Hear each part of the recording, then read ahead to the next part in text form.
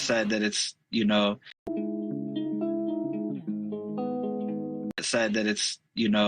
that's him 100%. I mean, without me hearing his voice, I'm like, it's unconfirmed. But if you got friends that knew him and grew up with him saying it's confirmed, then I gotta say, hey, yeah, this is probably Brian Kohberger. But I did send it into the FBI. I did clip that. I also went through 80,000 phone calls, found the number, sent it into the FBI as well, and they have that, and hopefully they get down to that information. Good. Do you know that they are in receipt of it? Did they come back to you at all? I know they have it. I've never got an email back yet. Yo, what's going on, ladies and gentlemen? Welcome. Good morning. Good morning. Good morning. I mean, good afternoon. 12:41. I just woke up. I don't know about you, but last night I was, we seen some shit, or I did. A few of us did. But what's going on? Brian Kohberger indicted.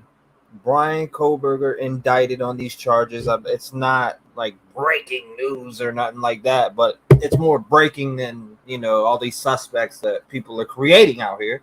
So let's go ahead and get down to the meat and potatoes of it. Let's jump straight into it. Let's get to watching some stuff. I want to shout out everybody in here. Thank you for coming by. Sandra, hello bitches, I've arrived. You're funny as hell. What is true? What's going on? Karma, Delana, Brittany Blue Eyes, thank you for coming by. Detective Pup, what's going on?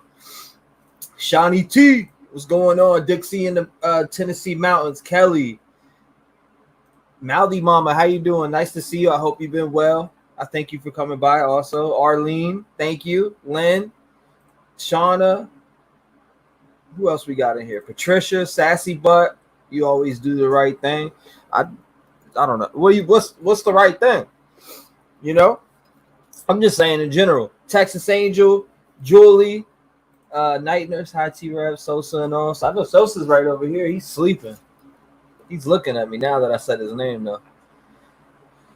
Hannah, Vita, Full Moon, Midwest, Crime on a Dime. All right, so we'll watch this video and another one, and then I'll open up the phone lines and let people call in and speak and talk about what they're feeling right now. Some people are surprised. I could tell by some of the emails I read, some of the DMs that were sent to me on Instagram, Twitter, Facebook. People are going wild right now. Brandy, how you doing? Appreciate you coming by. Holla, what's going on, Holla? Bella Donna says, what a beautiful day. Hey, it's been beautiful. It's been beautiful, right? But it is beautiful today. No lie, it is nice out. So, yeah, it even goes along with what the fuck is going on here. I made it, Papa Sal said. The Reams, hold up. Dix, y'all hit that like button. Okay, let's jump right into this, right? Let's get to the meat and potatoes, and I want to get to talking about this. What does it mean that, for Brian Kohberger to be indicted on these charges and to push it forward? What does it mean, right? Let's jump into that. I want to hear from you guys today for a little bit while I'm on the air. An interesting day, I gotta know, says. I see you. Let's jump. More breaking news at this hour. A grand jury we've learned has indicted Brian Kohberger. He's a suspect in the Idaho quadruple stabbings. What this means is, my thing is, are we really surprised? Tell me in the comments, are you guys surprised that they indicted Brian Kohberger? Because I'm not surprised. All this is showing me is that there's evidence. I'm not surprised whatsoever. This is showing me that there's evidence. So, I'm further going to go out on the limb and say, I'm sticking to this shit. I thought it was Kohberger. That's just my opinion and my thoughts. And I've thought that for a while now, and I'm going to stick to my roots. If I'm wrong, I'm wrong. But like I said, that means there's evidence. So you're going to have to face your day in court now. How is Sosa? Sosa's doing great. He's healing wonderful. Thank you for asking. I appreciate it. Ken, thank you. Harsh got everybody talking potatoes. You're crazy, huh? Sufficient evidence that he did this. Hey. I'm not one bit surprised. Nope, not surprised. No. Nope, not at all. It was the plan from the start. They got him. Hell no, not surprised. Surprised about a secret grand jury and prelim hearing is now canceled. Yep, it's a wrap for that one. I thought I thought it would have been sooner, says Texas Angel.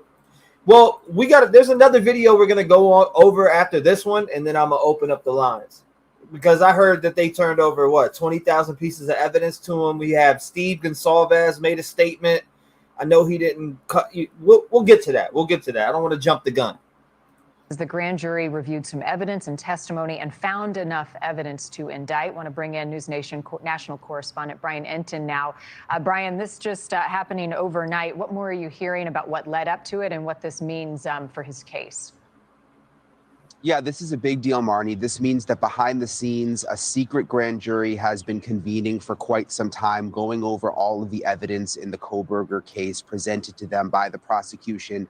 And they have decided to indict him on the charges with the murders connected to the 4 victims in Moscow, Idaho. This was first reported overnight by News Nation's Ashley Banfield.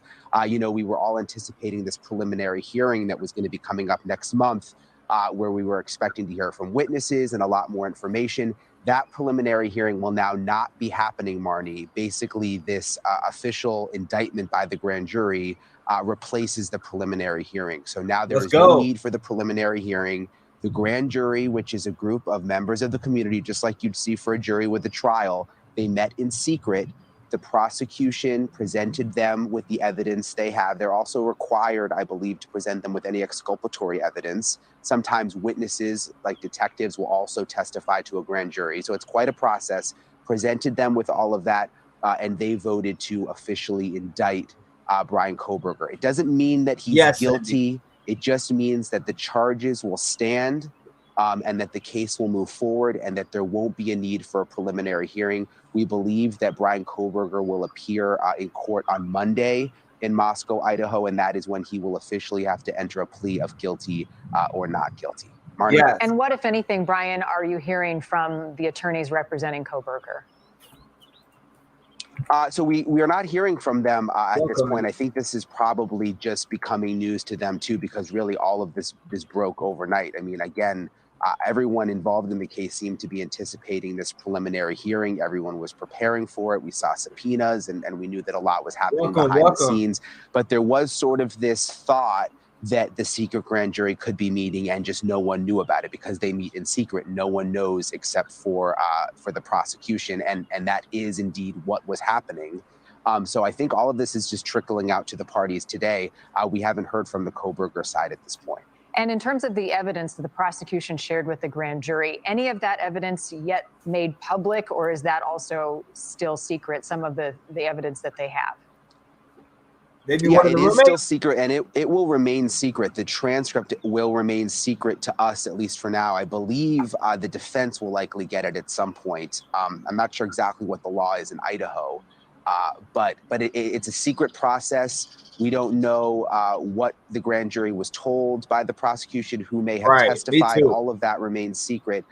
Likely today, the indictment will be unsealed, though. It won't have a lot of information about exactly what the grand jury heard. But it will basically clarify that, yes, he has been indicted by the grand jury. It'll lay out all the murder charges, and then we'll learn about the hearing that we have learned through Ashley Banfield sourcing that will be on Monday. And Brian, how will this impact the timeline of the trial? I know the trial date had been pushed back. When are we hearing that would maybe get underway? Yeah, that's a good question. Again, that still hasn't been laid out. The feeling is, I mean, this trial could be a ways off. I mean, there's still a lot of behind the scenes back and forth as the defense tries to get a lot of discovery in the case, all of the evidence in the case. There is a tremendous amount of evidence in this case, photos and digital evidence and interviews that were conducted that the defense is still trying to get their hands on and go over. So the trial is a long way out. What's interesting, though, is we had such a focus on this preliminary hearing coming up at the end of June, Marnie. We were expecting to learn a lot more. There were going to be witnesses that testified. You remember the story about they were trying to get Bethany Funk in to testify, one of the surviving roommates. We were expecting to learn a lot more at that hearing. That was going to be a big development. It was going to be public, which was a big deal because so much of this all has been secret because of the gag order. That preliminary hearing now does not happen. So what I think is this means that we're gonna, not have a lot of information for a long time as they continue to go over all the evidence behind the scenes. Thank you for watching. Go to News Nation now. All right, so hold up, we got that, and then we need to peep this one. I'll open up the lines and let you guys call in. Hold up, we got to see this one. We believe this was an isolated, targeted attack. Oh my God, they had 6 months. For real. 6 months. Based on details at the scene, we believe this was an isolated, targeted attack on our victims. He's very quiet, calculated about what he says. I want to see an innocent man, but I feel like he's just scared to look at me in the eyes. If you plead guilty or found guilty, it is up to death and or imprisonment for life. Do you understand? Yes. The man accused of killing 4 University of Idaho students will be back in court next week for a motion to compel discovery hearing. Now, Brian Kohberger's defense is asking the state to turn over evidence. In response, the state listed all the discovery provided to the defendant, including 10,000 pages of reports, more than 10,000 photos, and approximately 9,200 tips. Now, in the filing, the defense claims certain reports may contain exculpatory information, but the state says in the motion response that the defense has not said what that information is, and if they know about it, the prosecution doesn't know about it, so let us know what it is. Kohberger faces 4 counts of first-degree murder and 1 count of burglary in the November 2022 stabbing deaths. Steve Gonsalves, the father of victim Kaylee Gonsalves, told ABC News, quote, "I can't wait to see the evidence, and then I'm going to bring it. He's going to realize that this is the family that's going to make sure he doesn't get away with it." Several key pieces of evidence in this case surround Kohberger's actions after the murders. Court TV legal correspondent Julia Janae reports. Handcuffed and dressed in a red jail uniform, Brian Kohberger, the PhD student, made his first appearance as a defendant in a Pennsylvania courtroom. He was arrested at home with his parents on December 30th, wanted for the murders of Madison, Kaylee, Zaina, and Ethan, 4 college students in Moscow, Idaho. I did not imagine the investigation would lead to the Commonwealth of Pennsylvania. Pennsylvania State Police were asked for their help in his capture after Kohberger was identified as a suspect. Mr. Kohberger was taken into custody without incident. This news of his arrest came as a shock to the small community near the Poconos.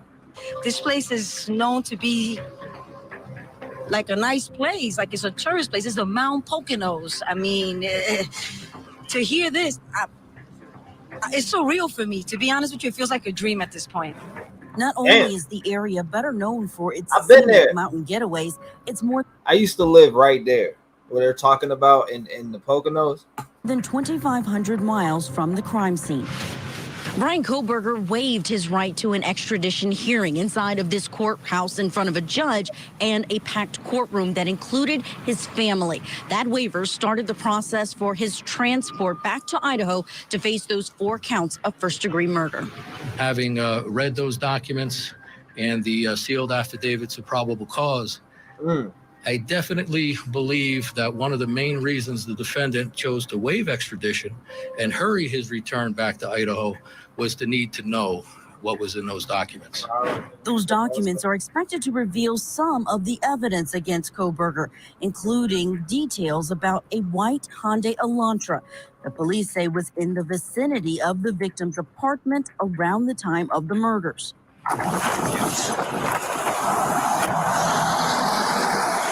Kohberger was driving a similar car when he was pulled over by Indiana police on December 15th.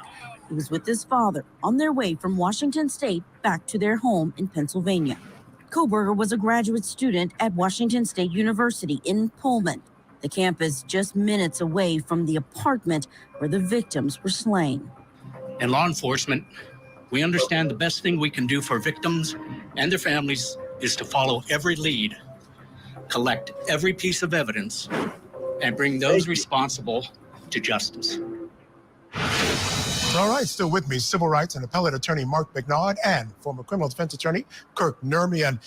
Mark, let me start with you. I mean, this this whole part of this pretrial practice, big important part of these cases, a lot happens here. I can't help but feel like the defense here is attempting to control the narrative somewhat. This is the second time that they're claiming and exclaiming about possible exculpatory evidence. They did it with the surviving roommate wanting to depose her and talk. Man, for me, it sounds like the defense is just fighting. They're just trying to fight right now. They're trying to. I feel like he's right. I don't know. You can call me biased. You can call me what you want, but that man knows what he's saying. Listen to him again. With you, I mean, this whole part of this pretrial practice is to follow listen every to him lead, again. collect For all the Kohberger fans out there, listen to this man again. every piece of evidence, and bring those responsible to justice.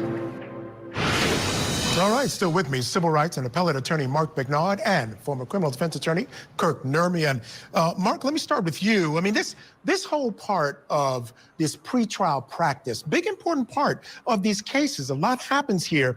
I can't help but feel like the defense here is attempting to control the narrative somewhat. This Bing bong bingo. I think he's right about that. I think the defense is trying to control the narrative. I mean, in reality, if the grand jury decides the evidence presented establishes probable cause, it issues an indictment against the accused. So they obviously found that. Now we still got to hear the defense's side, obviously. I mean, this is America, but can't wait to see what's in that folder of evidence. This is the second time that they're claiming and exclaiming about possible exculpatory evidence. They did it with the surviving roommate wanting to depose her and talk to her. So they're going to travel out there and talk to her. Now they're doing it here. That's my feeling. Your thoughts? I think you're probably right. I mean, I think there's the two things going on. First, they do want all of the evidence that they can get, right? They want to know the entire state's file. They want to see what's in there. Exculpatory, inculpatory, whatever. But I also think that they are making, they know that this isn't happening in a vacuum, that there's a lot of media coverage on this.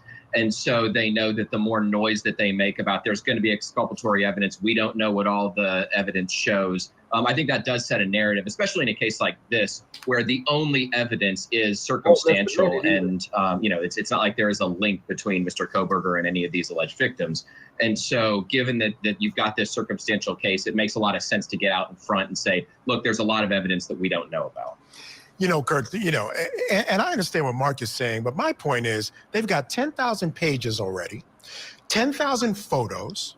They have 9,200 tips they need to go through. And those could be helpful. You never know what's going to be in there.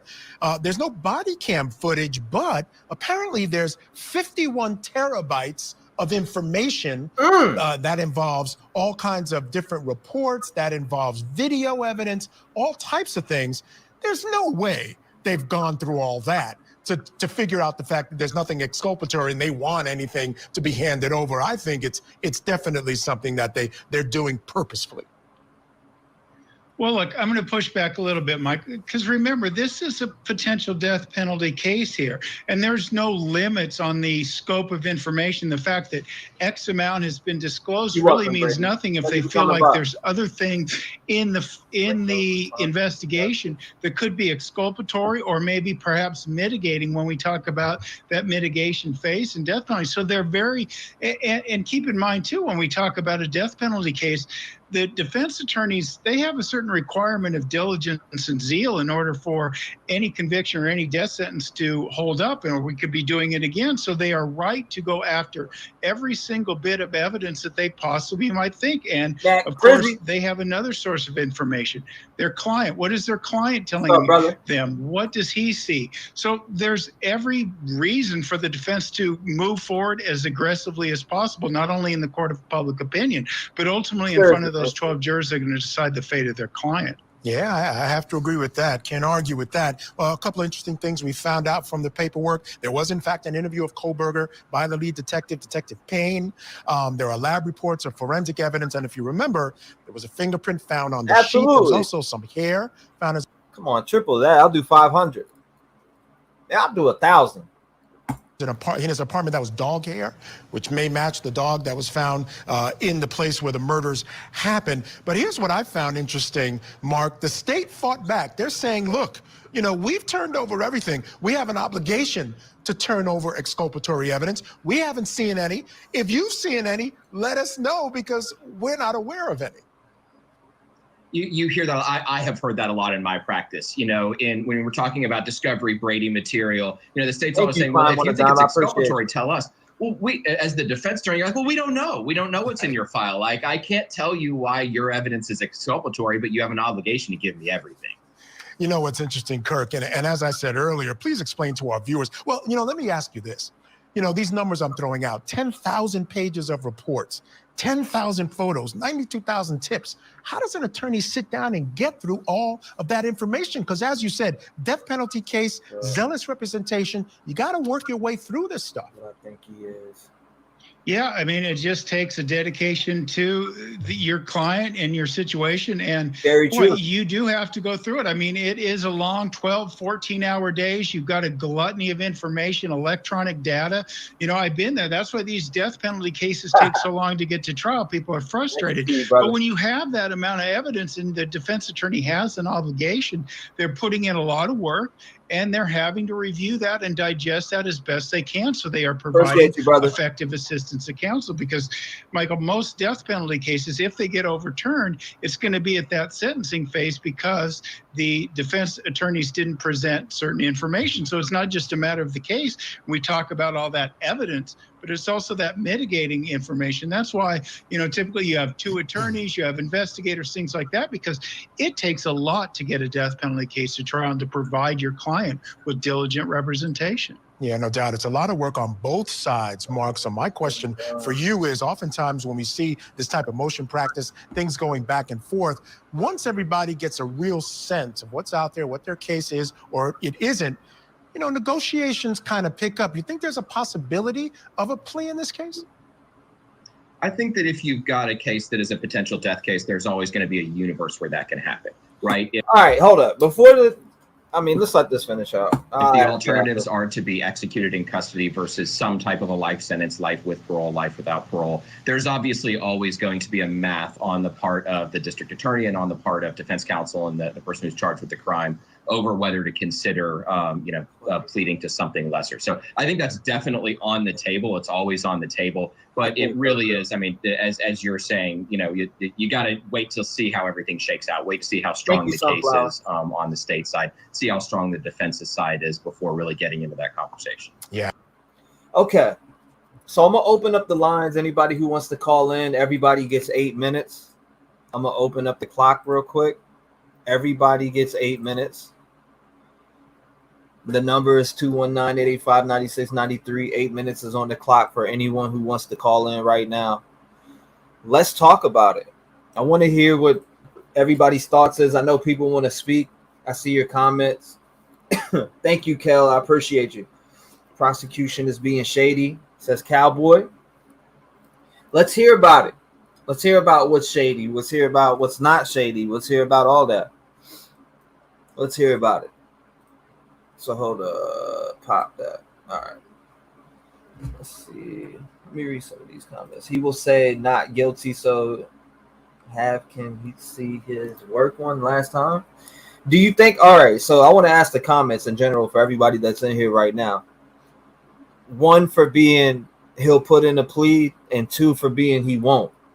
Do you think that he's going to take this to trial, or do you think that he's going to take a plea offer? I don't think he's going to take. I think he's going all the way. I think we're going to see a trial play out. I think also, and it sucks because with the Lori Vallow case, I think it was just audio only, and it's going to be the same thing here. I feel like it's going to be audio here. I don't think they're going to televise this. He needs the firing squad. It says scapegoat for life. Tattletales, hey everyone, been a while. Thank you for coming by, Tattletales. I appreciate you.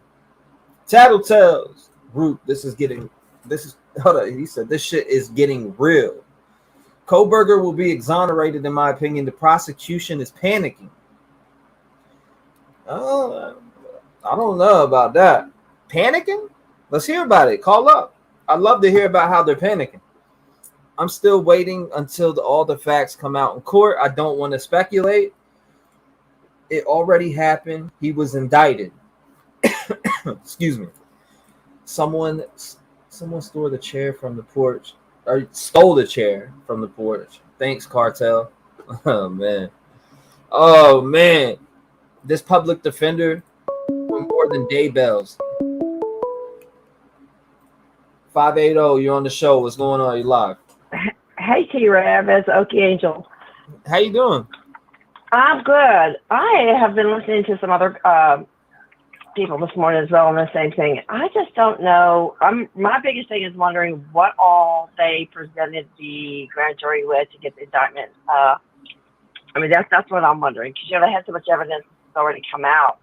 I'm just wondering what more did they give the grand jury in secret, and why it all had to be done in secret like that in order to get an indictment on them. It's a good Any point. thoughts on that? Not really. I don't really have many thoughts. I mean, I already knew that this point would come, in my opinion. Yeah, I'm not surprised. I'm just wondering what all did they give the grand jury to indict them like this? I mean, they just figured that they got enough probable cause, so they pushed forward. That's really what it was. But yeah, I'm wondering the same thing. What did they give them? Did they give them the stuff that's just in the PCA? I think there's more to it. I think they've seen a lot more, and they were like, yeah, okay, this is it. Let's move forward. So I'm kind of thinking with everything they already had on him and everything that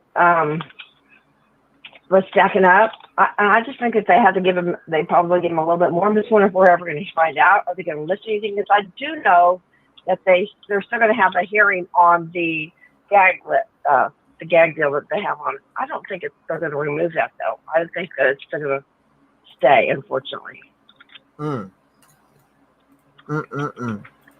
But you know what's strange is they're saying that the parents can talk. It's just not the attorneys. Well, I'm wondering why we're not hearing from any of the parents. Yeah.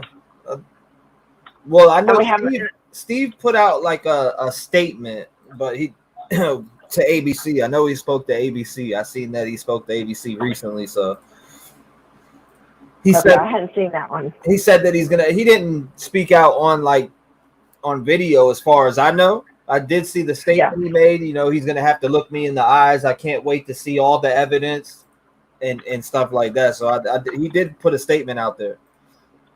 Okay, so my question is, now that they're not having the preliminary hearing, why couldn't they just? I mean, I know they got a lot of stuff to go through. They've got a lot. I mean, I think the defense at this point in time is just trying to put it off as long as they possibly can. Because why could they not just go ahead and start the trial on the day of the preliminary hearing? I think we're about a year out from trial, if maybe even a little bit longer than that. You're probably right, but it'd be nice if they could start it right earlier. Because they've already now. There is no preliminary hearing. I mean, he's indicted. Why not just go ahead and get the ball rolling? Or not put it out so long. I mean, these families are waiting, and they're just like in limbo land. Yeah, well, I'm glad that I did see that the victims that are they don't have to attend to that little May 22nd, which is which is what, this next Monday? Yeah, I think there's still, is there not still 3 or just 2 now hearings still that day? I don't remember. Gag order, like immediate gag order, I think. Yeah, and then I think there was one other. Wasn't there one other? I don't remember what it was for, though. For some reason, I was thinking that there was 3, and now with this taking place, that dropped it down to 2. And I could be wrong on that. I know there's a lot of people, a lot of BK fans out there are upset that he got indicted.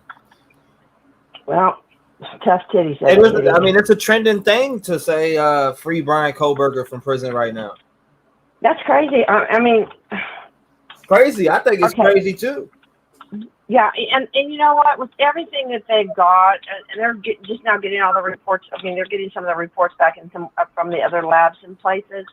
Okay, how the hell do you get your fingerprint on a sheet I don't give a damn if they say it's the planet or whatever. How do you get your fingerprint on it if it's not yours?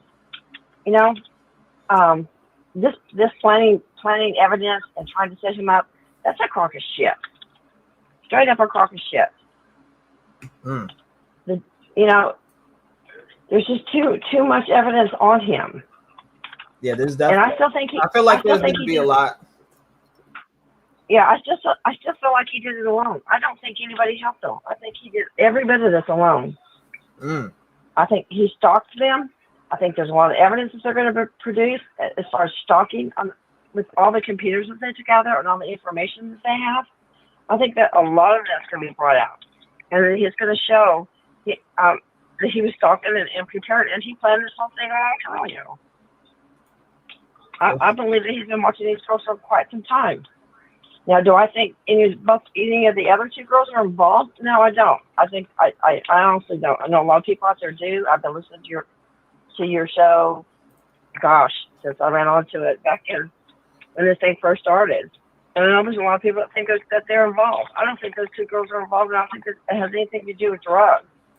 Yeah, I'd love to hear about that 8-hour gap. I mean, I'm sure it'll be explained. I'm sure it'll be explained in court when they go to trial and all that. I'm sure they'll talk about the 8-hour gap. I'm sure they're gonna get, hammered for that 8-hour gap by the defense. As far as I'm concerned, I mean, they're definitely gonna question it.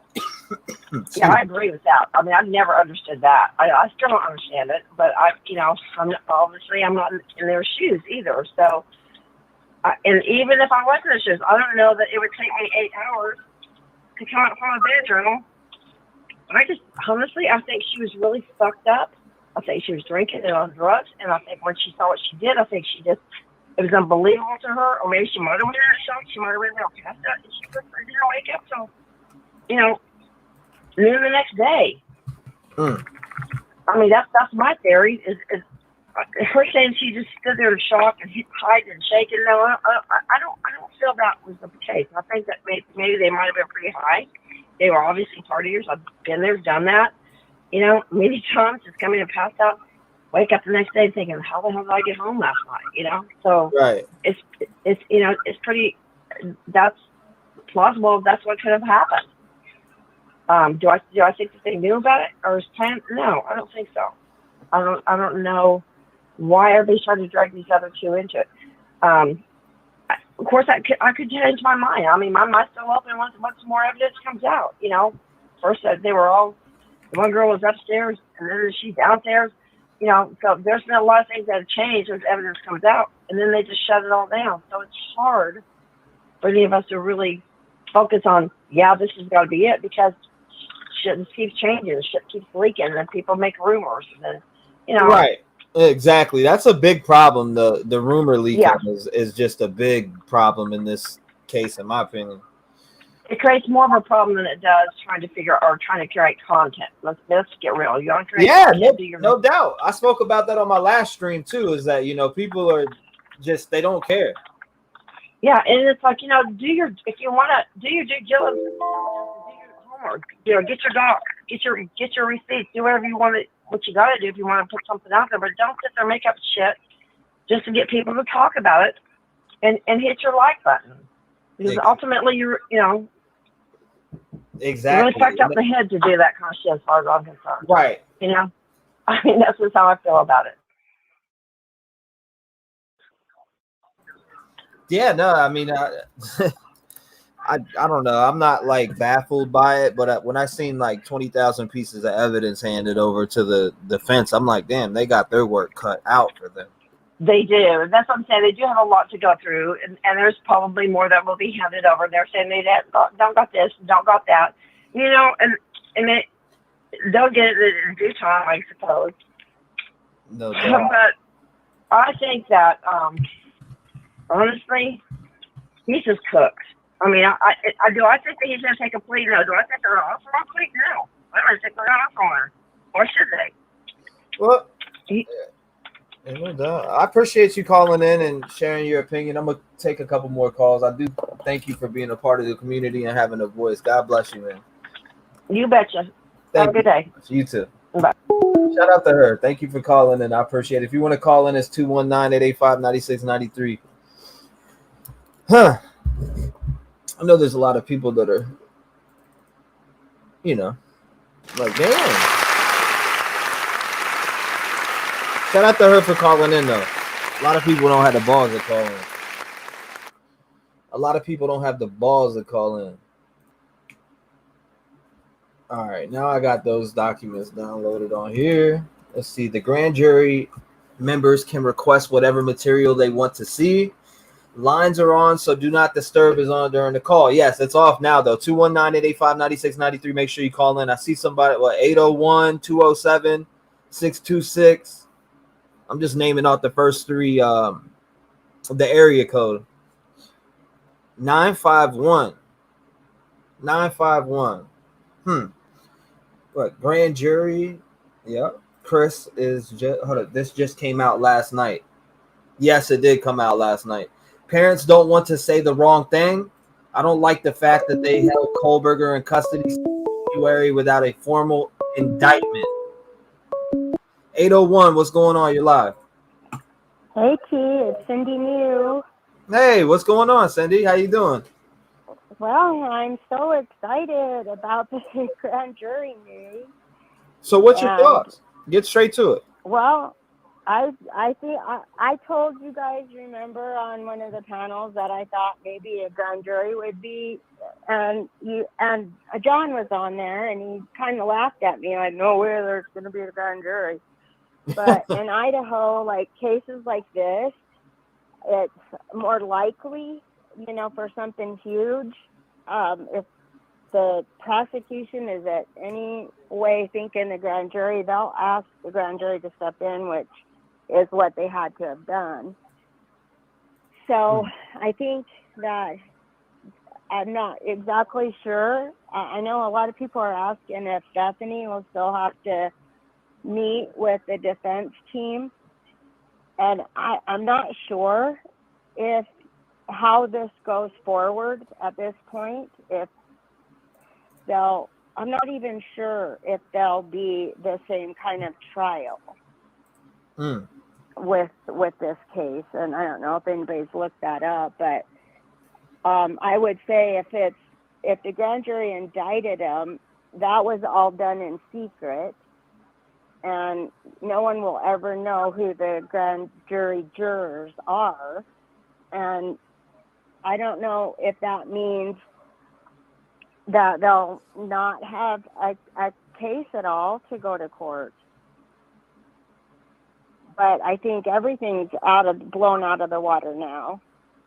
I've been trying to look it up, and I was so quick on trying to look it up, but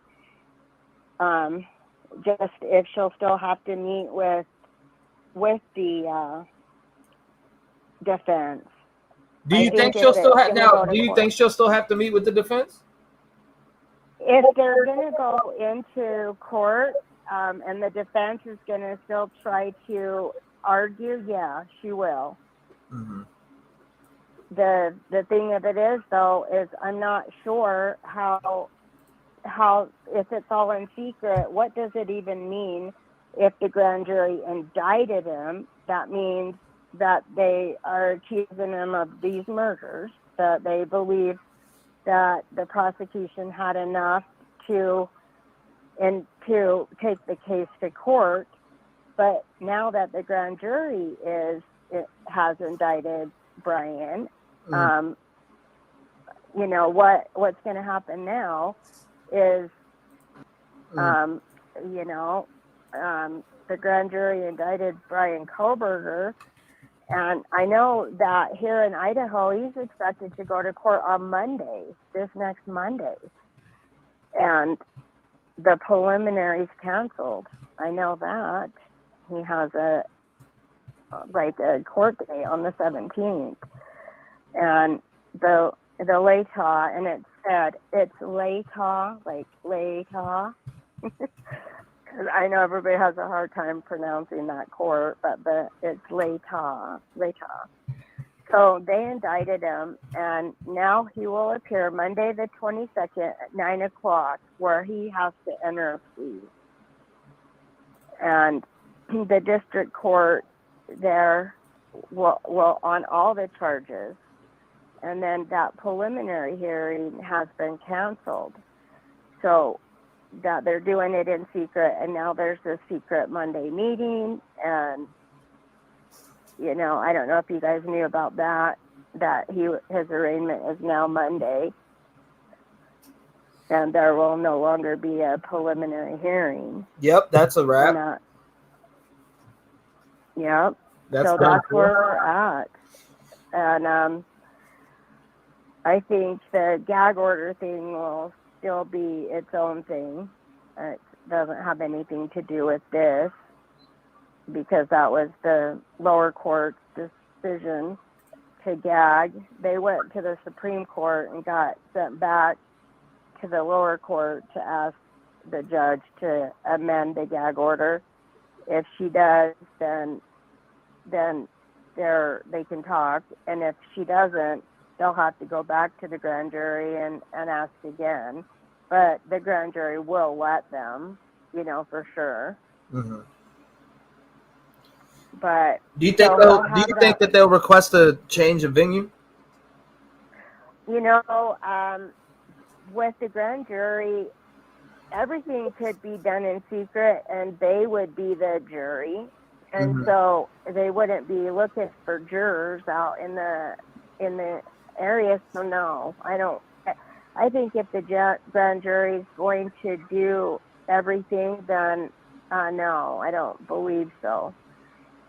But this indictment is huge, you know, and I had a feeling that this could happen. And if it, you know, since it does happen, now, like this stuff that's secret, you know, like they set up this Monday meeting where he has to enter a plea. And then once he enters that plea, I'm sorry. I thought you said something to me from the TV. No, you're good. Yeah, I know. I just heard that one thing.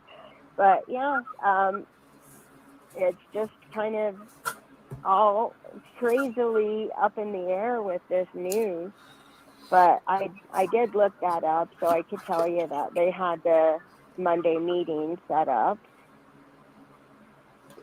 And, you know, so that'll go. And you used to be ex-law enforcement in Idaho, correct?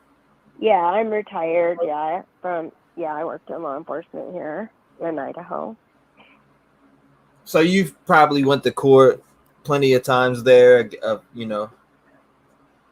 Well, you know, when it gets to court, there's so many times that an officer or officers will build a case, because that's the job, is to find the evidence, you know, get the arrest and do all that work. And then once it gets into the court system, sometimes there's pleas and, you know, or the you know, warrants get squashed. And, you know, if you do get to go to court and testify against your suspect, but most of the time I would say that it gets handled before, you know, some plea agreement will come up, and the public defender and the prosecutor will make some sort of deal, and then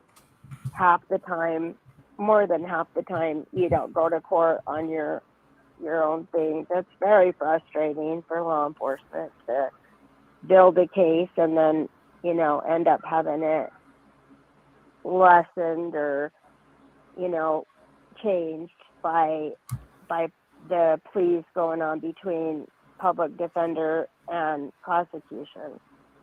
So, you know, court is in of itself just something that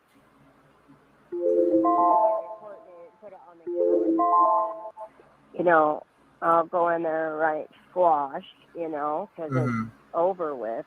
So, and you don't, what? You know, okay. Or your suspect doesn't show up, or, you know, but the officers, if there were, you know, called in here, they would be subpoenaed by the grand jury. No. Well, I appreciate you calling in, and it's been 8 minutes. It's been 8 minutes. Thank you. Thank you, Cindy. It was nice to hear from you. Yeah. It was good to talk to you, and hi, everybody. It was good to be in chat, and I'll be following along watching. Yes, ma'am. So, I'll talk to you soon. I'll probably do another open panel again soon, so people will be able to come up and talk. that'd be cool. Yes, Alrighty, ma'am. we'll talk to you later. Thank you, Cindy. God bless you. You too. Keep your door locked. Yes, lock your damn doors ASAP. Okay. God bless you. Send it to her. I appreciate it. I appreciate her. Hold on, we run it back like this. 219-885-9693. Make sure you call in. I want to hit it. You get 8 minutes of floor time. Shit, I barely even want to speak in case you talk to me. 8 minutes of floor time if you call up 219-885-9693. What's your thoughts, opinions? Where's your mind at? Try the number. Hold on. So try 219-885-9693. Do not disturb is on. Do not disturb is off right now. So if you do want to call in, the number is right there on the screen. It's also at the bottom of your screen, and I say it over and over again like an auctioneer. So, Trev, will this end the gag order? I don't know. That's a good question, and I'm very interested in finding out if it does, because I want to hear more from the families. You know, I definitely would like to hear from the other families too, like Steve, Ethan's mom. You got Madison's mom or dad, Madison's dad, even Madison's mom too. Or not Madison's mom, but Xana's mom. So you got multiple. I want to hear from the victims' families. That's who I would like to hear more from, all of them. Steve also. Steve's very vocal. Yes, what is true? Truth comes to light. Sure in hell hope so with this case. Where are the docs showing indictment? Texas Angel says no proof of any drug involvement in this case. So far, there hasn't been any shown proof of drug involvement. So, excuse me, I don't know why I got a cough this morning, but I sure do. She waited 8 hours to call the police. I respect others' opinions. Big time drug house. There's no where's the drug house? Well, who's gonna show me there's the drug house? I want to see it. Trash Panda. Damn, you going ham. Hey family, just finished my lawn. 207 sent from heaven. What's going on? You're live. Hey, bitch. What's up? What's going on? What is true? How you doing, bitches? No. I'm good. Yeah. Listening along. 8 minutes. The floor is yours. I want you to speak your mind. About some of the evidence that we haven't been talking about. You know, everybody always talks about the she. Yeah. But what about some of the other evidence that we don't know about? Like, okay. You know what I mean? Like, going back to the phone thing where he had made contact with one of the victims. I mean, if he has no connection to that house, why would he be contacting them? For one, you know? Right. So for me, that's pretty, evidentiary. I can't say that word. You know what I'm saying? Mm-hmm. But so there's that. What else? What else do we have for evidence that we haven't really talked about? I mean, I know people talk about that hair that was found in his apartment, the car, which, I mean, they could very well possibly found DNA from the victims in that car. Now, if you didn't know him, I mean, we gotta go. What is true before you keep going? I'm pausing your time too, so I don't take up. But just so a lot of people understand, with the grand jury listens to the prosecutor and witnesses, and then votes in secret on whether they believe that enough evidence exists to charge the person with a crime. A grand jury may decide not to charge an individual based upon the evidence. No indictment would come from the grand jury. So they obviously thought they had enough. Absolutely. They had enough to indict him. So I'm saying they must have enough to convict him. And I know people are saying, well, the secret grand jurors are from that town. I mean, I don't care. I don't care about that because I think that there's enough people on both sides of this. Some people think he's innocent. Some people think he's guilty. I, in my opinion, think that his duck is cooked. Like, I think he did it. And I think they're going to be able to prove it. I think in the PCA, they put what they thought, all that we needed. And they gave us a lot, but I don't think it was even the tip of the iceberg. I think there's so much evidence that, and I mean, if they have I can't even say that word either. Jesus. Exculpatory. Thank you. If they have that evidence, then why are they not doing something with it? Because, I mean, if he's innocent and they can prove it without a doubt, they have the evidence, why aren't they going before the judge? Makes no sense to me. You know what I mean? Yeah, no doubt. No doubt. I mean, exculpatory, exonerated, I think those are words that are often used by defense attorneys. I mean, and the guy said it well on court TV. He thinks that the defense is trying to control the narrative, and it works. And we noticed that it worked with people coming out like, oh, this person right here is a suspect you had in the launcher. This person, you got people in the public creating suspects and all types of shit. Oh, yeah. I don't know what the evidence is behind the scenes. Right. It's over the top with victim blaming and shaming. And man, I was worked up the other day. I tried to call in, but damn, anybody that is, I don't care what those kids did. I don't care if they were bullies, if they were the meanest bitches on the planet, if they were dealing drugs, whatever. Bottom line, they didn't deserve to die. And they sure as hell didn't deserve to die the way that they died. And their families didn't deserve that. I can't imagine. I feel so bad for those families, and watching all these false narratives just pisses me off beyond. I can't even tell you, but back to the evidence. Sorry, I went on a tangent. Yeah, I think they have a lot of evidence. I think that the parties that they had, I mean, they have tons of DNA in that house, and they found one. Come on, they got more in there. I believe they have more than that myself. I don't know that to be true, but I would assume when you have a crime this gruesome, there would be more evidence than just a friggin' knife sheath. That's just going to be the start of where you're going to collect your evidence at, in my opinion.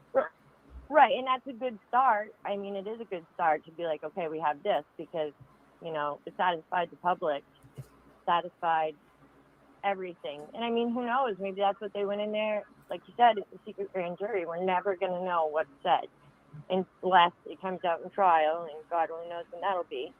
But I also think that I was listening to something this morning, Long Crime, or probably the same thing that you are listening to. Not the one that you showed, but the other one. Yeah. You probably are. Anyway. Jesus. Anyway, they were saying how, what was I going to say? Sorry. Hold on. Say something, Trev, while I try to remember what I'm saying. Are you even listening to me? Yeah, absolutely. I need you to help me talk for a minute so I can remember what I was going to say. Son of a bitch. There's a lot of stuff to say when it comes to this case. I mean, damn. I could talk all day and night. I could talk for 24 hours around the clock about this case and not get bored. It's not. Oh, me too. It's one of the century. You're either passionate about a case or you're not. Right. And I try to look at it from all angles. I really do try to look at it like, so if I have the argument that he's guilty, I can also do the argument that he's innocent. You know what I mean? But I don't know. It's so hard, and I am so willing to listen to people's opinions, and and I think that that's one of the things I like about the show, because people have such great opinions and thought process, and it opens my eyes. That's something, maybe not something that I would initially see, but I don't know. I think that we're going to get the families are going to get the justice. The public will get their justice. And I think he will get his justice. Because I do believe in, you know, I'm not going to be a juror. So it doesn't matter if I think he's guilty or if he's innocent. You know what I mean? Exactly. But I do believe in the justice system. I do believe in a court of law. I believe in those 12 jurors and that one judge. And I think, you know, that people are capable of making the right decision based off what they're shown in a courtroom. So I could be like off in outer space with all my stuff and be wrong. And hey, I'm sorry if I'm wrong. I'm just speculating, you know what I mean? But I don't know. I just think that the court will do what the court needs to do. And we'll all get it. The info then. For sure. I mean, I mean, we didn't even know this was going on behind the scenes with the grand jury and all that. Well, yeah, and I think that, like you said, you hit on that and suspected that it would happen. It was possible, just like anything possible, you know. And I mean, I'm not surprised that they did it, because it's like playing poker. Who wants to show all their cards, you know? Exactly. Yeah. They're not. They're not going to show all their cards. This case has been tightly gagged from damn near the jump. Well, you know, yesterday I was watching on News Nation that they put a little new house. It looks like an ice shack for the security guards to sit in by the house, because it's still boarded up. It's still fenced off. And they built like this little, it looks like an ice shack that the security guards can sit in. So they're still protecting that house. And we haven't heard anything about the house being torn down either. It's like we get these bits and pieces of information. I keep seeing these people in the comments. This is a drug house. Oh my God! Everybody said it was a drug house. Show me. Yeah, Show and you me. know what? Like I said, I don't give a shit if it was a drug house, a trap house, a whore house. They didn't deserve what they got. So I hate that people say that and like calling Dana a drug dealer and a thief, because I heard somebody say that, yeah, she's a thief because she stole from the cartel. That's fucking ignorant. Sorry. But to me, it doesn't matter. I don't care. They're human beings. Human beings. I don't care what. Sorry. I'll let you go, Trev. I'm all worked out now. You're good. You can go, and you can always call back. It's been 8. I appreciate you calling in. What is true. It's great to hear from you. And Thank lock you. your doors and stay safe. And I'll talk to you soon. All right. Bye, bitches. God bless you. Shout out to her. Shout out to her. If you want to call in, 219-885-9693.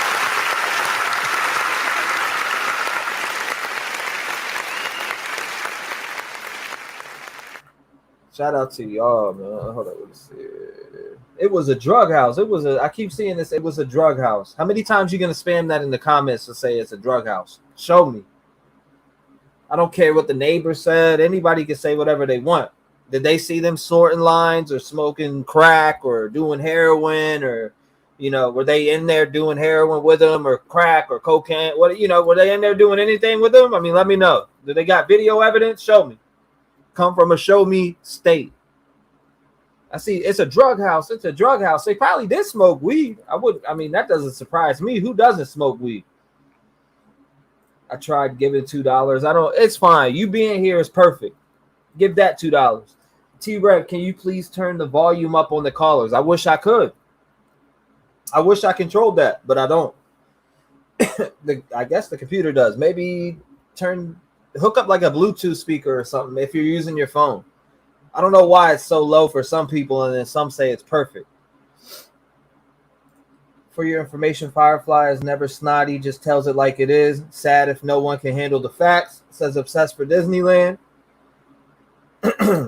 How do we know what they have on Emma Bailey? She was along for delivery by Robinson the Dillard? Question mark. Huh. 219-885-9693. Make sure you call in. Free Wallat Harris. Hold up. Is there some people that need to be freed in the comment section? Let me free him while I'm waiting for somebody to call in. Free people. All right, we're freeing people. Don't worry about it. Today we're freeing some people. We're gonna see if they want to be back or good. 405, you're live. What's going on? What's up, T-REV? How you doing? I'm good. What's up, chat? I just wanted to call in and say something about this indictment. I've actually been indicted myself back in 2006. Okay. I went to Start the timer. 8 minutes. Ready, set, go. Okay, I just wanted to kind of like make sure that everybody understands what an indictment means. An indictment is more with like the federal government. I went to federal prison and I was indicted by the federal government. Okay. And what that is, that means that there's a lot of different elements that play in this case. So it's just kind of too much for like the state, I guess I should say. And so it goes up to like the federal grand jury. And when they indict someone from a grand jury, means that there's just a lot of different elements coming through, whether it's all on him, which we all know that. We do know that it is a lot of different things going on. It's a lot of students involved. 4 of them is enough. But, I mean, they have a lot of evidence, period, point blank, whether it's all towards Brian Kohberger, whether it's not, who knows? But him being indicted, it sucks for, I guess, the defense to be able to kind of like fight and go with, in a preliminary hearing, which that's canceled now. And it sucks for us because we may never, ever know anything. But I just wanted to, I don't even need 8 minutes. I just wanted to let you know that being indicted is a big deal. And this is a big, big deal in this case. So if they found enough to indict him, that they have enough on him, and that's just that. So, thinking he's innocent, that's fine. Everybody has their own opinions. Thinking he's guilty, that's fine too. But being indicted by a grand jury, they're not going to indict you because they don't have enough. Just period. They have enough to indict the man, and to skip over everything else to go to a grand jury is no game. I mean, this is with the federal government. It's not with the state. It's pretty much out of Moscow now. If it goes to an indictment. So, everybody that thinks he's innocent, that's fine. But I think they just kind of need to open their eyes a little bit and really understand that if you're indicted, there's no way out of that. I was indicted, and there was no way out of it. I went and set my ass down for 2 years, and I didn't have a choice, and that's just what it is.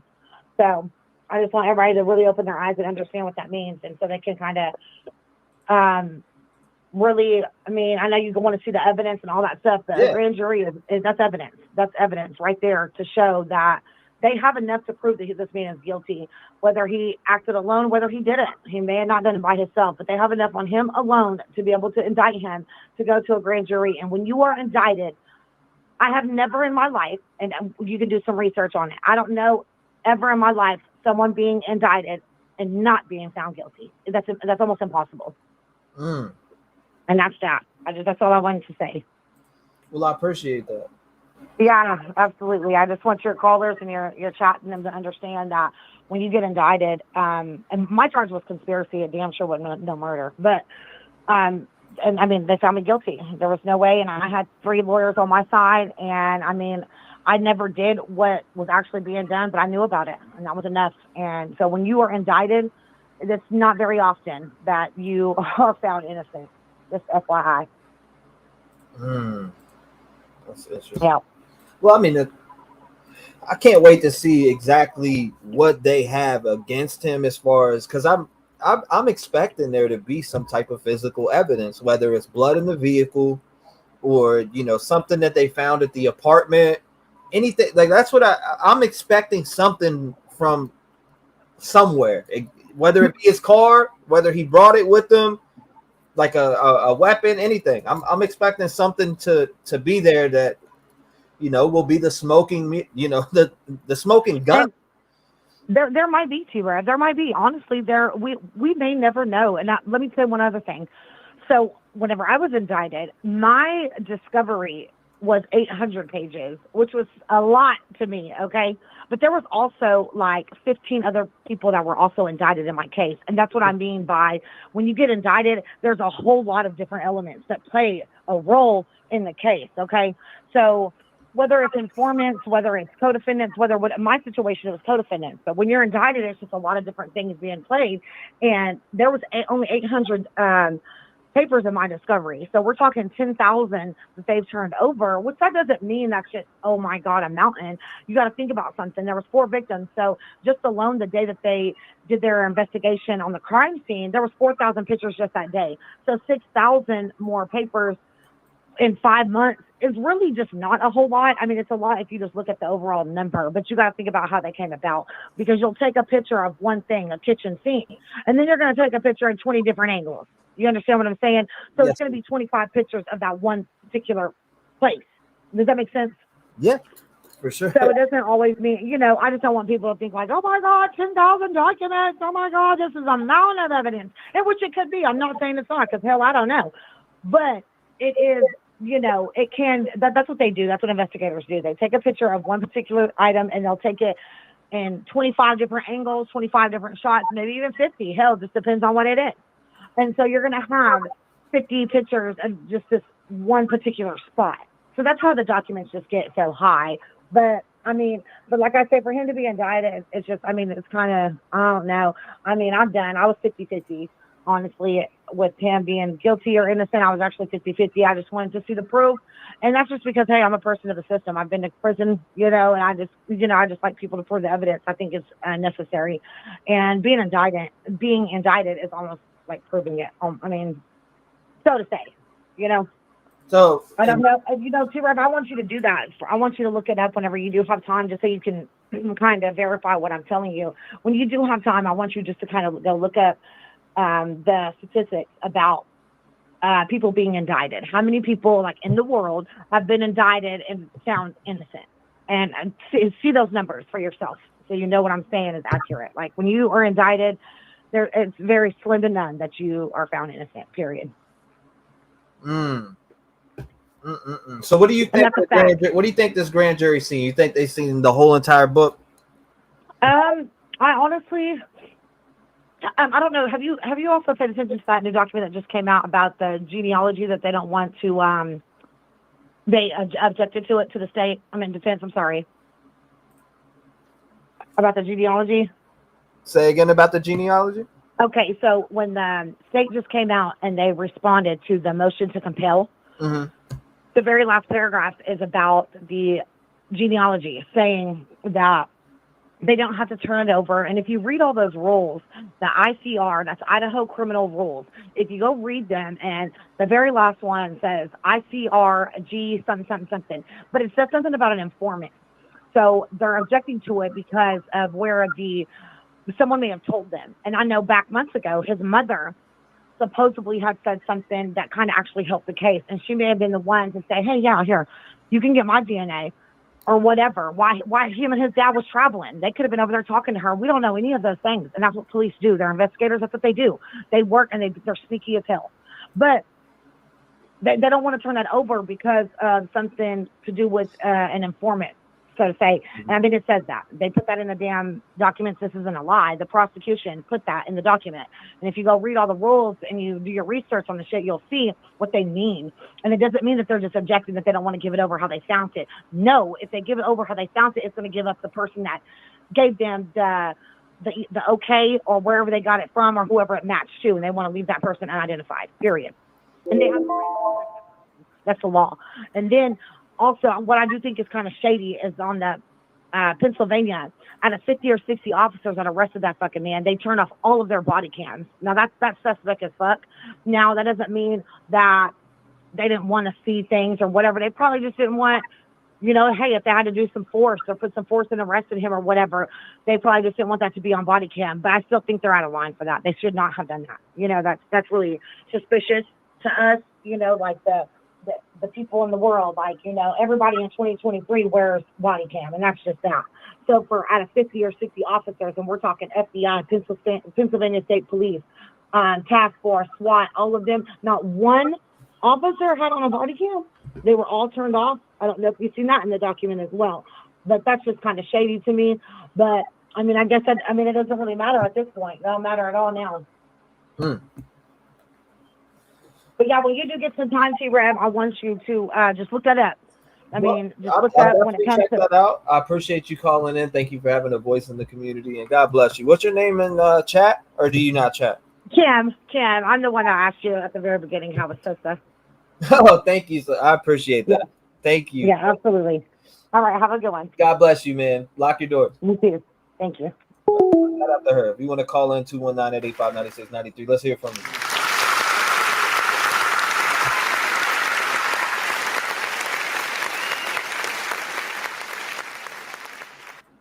Let's hear from you. Okay, it's off. I got that off. He officiates MC Judge. 757 sent from heaven. Donna, you're on the line. You got 8 minutes. The floor is yours. What's going on? How you doing, T-REV? I'm hanging in there, you know. Having a great day. So what's your thoughts? Where you at? Well, this is a good, to me it's a good thing, honestly. Mm-hmm. I was kind of going through the different things on the internet, and one of the things that I did hear was that because the grand jury has indicted him, that they don't have to pick a jury now, you know, of his peers, because the grand jury will sit in as a jury. Now, if anybody knows different, please let me know that I'm wrong, but that's what I heard on one of the news channels. But anyway, I was thinking, what's the one factor that's come into play in the last couple of weeks that could have changed this to me, and that's Bethany. You know, she was called to testify before, you know, whoever was going to, I guess the defense, whoever wanted to interview her, I'm not sure. But she's the only factor that I can see that may have, you know, they did this all in private. There's a lot of stuff that was done in private. So if she was interviewed, maybe her hesitancy to want to get interviewed has something to do with the decision made to go to the grand jury, because something changed, you know. I don't think this just fell out of thin air. They had to have come up with something more to get the probable cause to go and skip the preliminary hearing and go directly to the grand jury. So, I mean, that's my thought. I mean, I was trying to think of all the different things that we've been waiting on and the different things that we've heard. And the one key thing that we have heard a lot about in the last few weeks is this testimony of Bethany. So I'm kind of curious where your mind is on that. To be honest with you, I don't know. I can't really even speculate on it. I need to hear. Because I think the grand jury, the thing with the grand jury, though, from what I'm understanding is there's a lot of things that we won't hear that'll go before the grand jury. We won't even know it's happening. And that's why I was like, with this girl, if it is, you know, to protect somebody, maybe it's her, you know? Well, I know that they don't have to, as of right now, they don't have to face or go to this preliminary now, you know, it's protecting them. Well, they did say that on the, what is it, Monday? Mm-hmm. That he will have to give a plea that day. Yes. And then that changes everything, you know? So, I mean, we were having to wait another month to wait for that, because technically Monday was only going to be for the gag order. But now that this has happened, you know, it's pushed us forward a month to hear what he's got to say as far as, and you know, he's going to say not guilty, and because he wants to be in that limelight. You know, he wants to be in the show. So now do you think that do you think he's going to plead? What's your I think he's going to plead not guilty. Mm-hmm. Yeah, me too. You know, he doesn't have a insanity defense, and there is no such thing in Idaho. So exactly. We'll just have, you know, he can't go that direction, because if he was in a state, you know, that did have that, he probably would go there. But to be insane, you know, the type of work he did, the environment he was in, the things that he tried to do, like the police force and stuff like that, you know, there's a lot against him to even go that direction, even if he was able to. But I think that my thoughts are leaning more towards the testimony that was given by the roommate, Right. in regards to the night of the murders. And I'm interested to hear from both. well, yes, but I applaud Steve Gonzalez, because this man, all the families have gone through hell and are going through hell and will always go through hell over the murders of these kids, but he's ready. This man is ready to, go before the alleged killer of his daughter and find justice. And I do commend him. And I know I'm sure they're biting their tongues because they're able to talk. But, I mean, would you? I don't think I would. Right. Because you don't know what you would say that could hinder or I'd be cause talking problems everywhere. in the case. I'd be talking everywhere if I was allowed to. If you were, yeah, hell yeah. I mean, I think that's why he stuck. That's why he spoke out as much as he did, because he's gonna be vocal about. He just lost his daughter tragically, stripped away because somebody wanted to commit a crime, or somebody had a fantasy or. But I think in the beginning when he said, when he was saying the stuff like he didn't have to go upstairs and blah, blah, blah, I mean, he was speaking out of sheer emotion. But I think as things, people talk to him and he realized you have to be very careful what you say, because anything can cause a problem within the trial. They'll put him on the stand and say, did you say this? Did you say that? You don't want that. You don't want any of that. When the time comes for him to be able to talk, I'm sure that we're going to learn a lot more of what the family went through during this waiting period than we probably could ever imagine. And they say, and I agree with the lady, the retired detective, I think it was, that you had on a little while ago. But I don't see the reason for them to have to go anywhere else. I don't think they have to change venues. I don't think they have to do any of that. I think everything's going to be right there. And, now that this has happened, maybe we're 1 month closer to getting this done and over with, and give these families some peace of mind and some justice for their kids. Which one is it? Court events. All right, so we know that the event date and time is, let's see, what was it? June 30th was canceled. Sluti had posted this, so it's right here. It shows, just so people can see. Hold up. Sluti posted this on Twitter.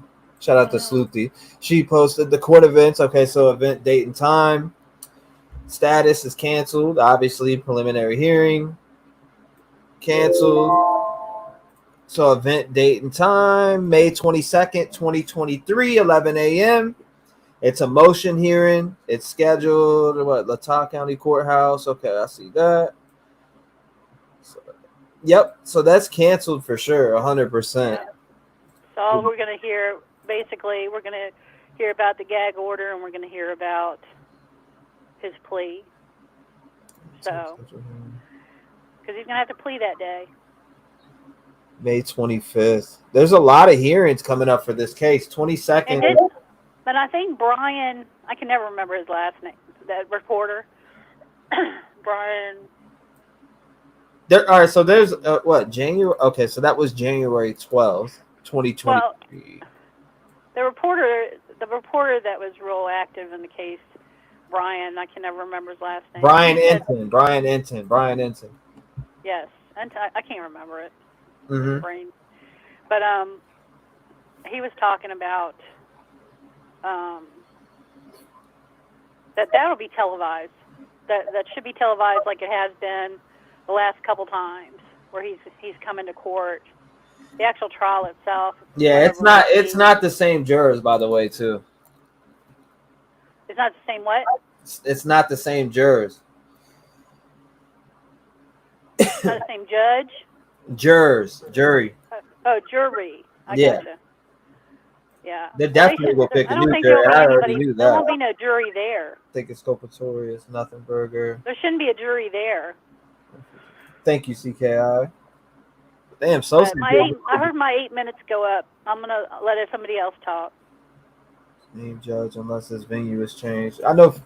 Okay, I appreciate you calling in. Thank you. All right. God bless you, Donna. I don't know where did you hear that from though. Before you get off the line, where the hell did you hear that they would use the same jury?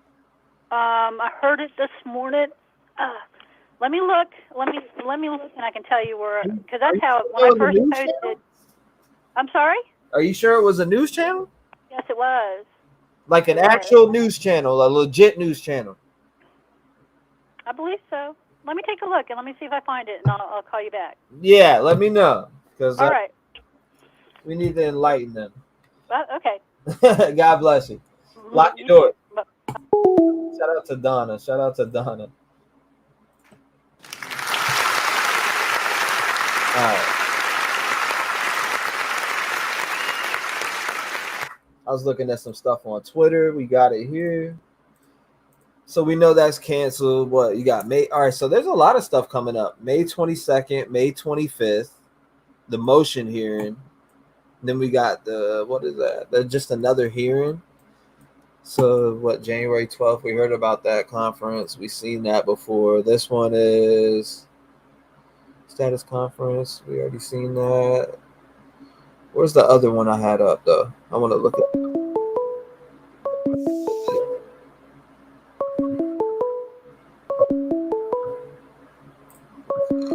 That like that. It's more cleaner than the other one. 951, what's going on? You're live. My brother. Papa Sal, what is going on, my brother? Good. What's your man. All right, I know I got 8 minutes. Let me tell you. It sucks, and I hate to bring this up again, but I feel so sorry for Steve and the family. They heard about this in the morning. They weren't told until 4 or 5 o'clock in the fucking afternoon. Do you know how much that's got to hurt? How much they worried? It's disgusting. This whole fucking thing with this poor guy is disgusting. I can't stand it. And Monday, what he's going to do, he's going to walk in. They're going to ask him, how do you plead on these counts? He's going to say not guilty. And yes, it's going to be a different jury. Definitely going to be a different jury. The thing is the jury going to be picked in Idaho? I mean, how do these people not listen to the news or anything? Aren't they going to know shit about this case? Could you hear me? Yeah, I can hear you fine. Go. Keep going. Could you hear me on my new phone? Yeah, you sound great. You sound great. I'm not cracking ice and shit like that. Nah, you sound great. Nah, you never cracked ice on your phone. It was only when you came on panel. Right, and that's another thing I should punch you in your neck about. I thought we were doing a panel today. I fucking took 20 minutes blow drying the hair, putting my fucking cologne on. You know what I mean? Damn. And now you're doing call-ins. Fuck. Who said open panel? I don't know. I thought I heard that. I probably got it from Banfield. Hey, let me tell you. Fuck. The girls weren't in on it. That 8-hour thing really fucking gets me. I don't know what about that 8-hour thing, I don't know.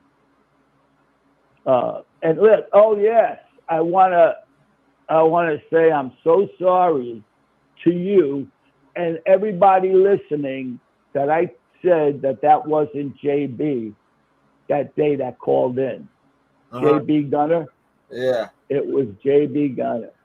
Yep. So I already told you. I'm bowing down to you. I know you can't see me. I'm saying I already told you that. Yeah. You already did that. I was wrong.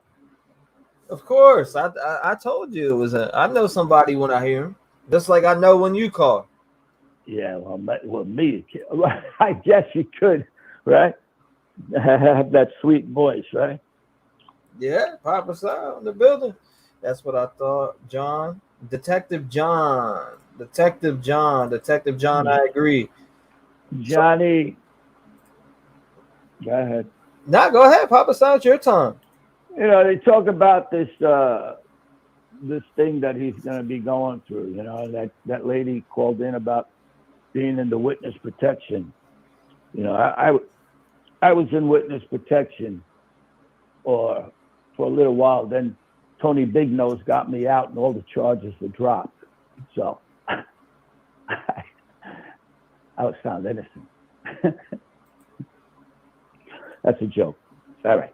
I was about to say, hold up. Yeah. No, I'm only kidding. I'm in witness protection out here in West fucking Virginia. Let me tell you. Really? Nah, I'm only kidding, buddy. I'm like, dang, Papa Sal's You know what? I have little fucking notes over here, and I can't even read my own shit. I suck. So, I don't know. I mean, what's your thoughts on the grand jury hitting on Brian Kohberger and pushing it forward and canceling this preliminary hearing? They're, what's your thoughts? I think that's it. I think this is what we're waiting for. This is what we wanted, right? I mean, it's what I thought, at least. I don't really know too much about the legal stuff of it, but you would think for them to indict him, that means they got a lot of fucking evidence, or they're very secure with their evidence against him, right? Absolutely. Sure. That means they have enough to take him to sit in front of a panel of jurors. That's right. That's what that means. The highest court, right? Yeah, the grand jury. That's what that means. So, these people that say he didn't do it, I hate to bust your bubbles, but I think he's guilty. And just like that chief said in the beginning when they first arrested him, we're confident we have enough evidence.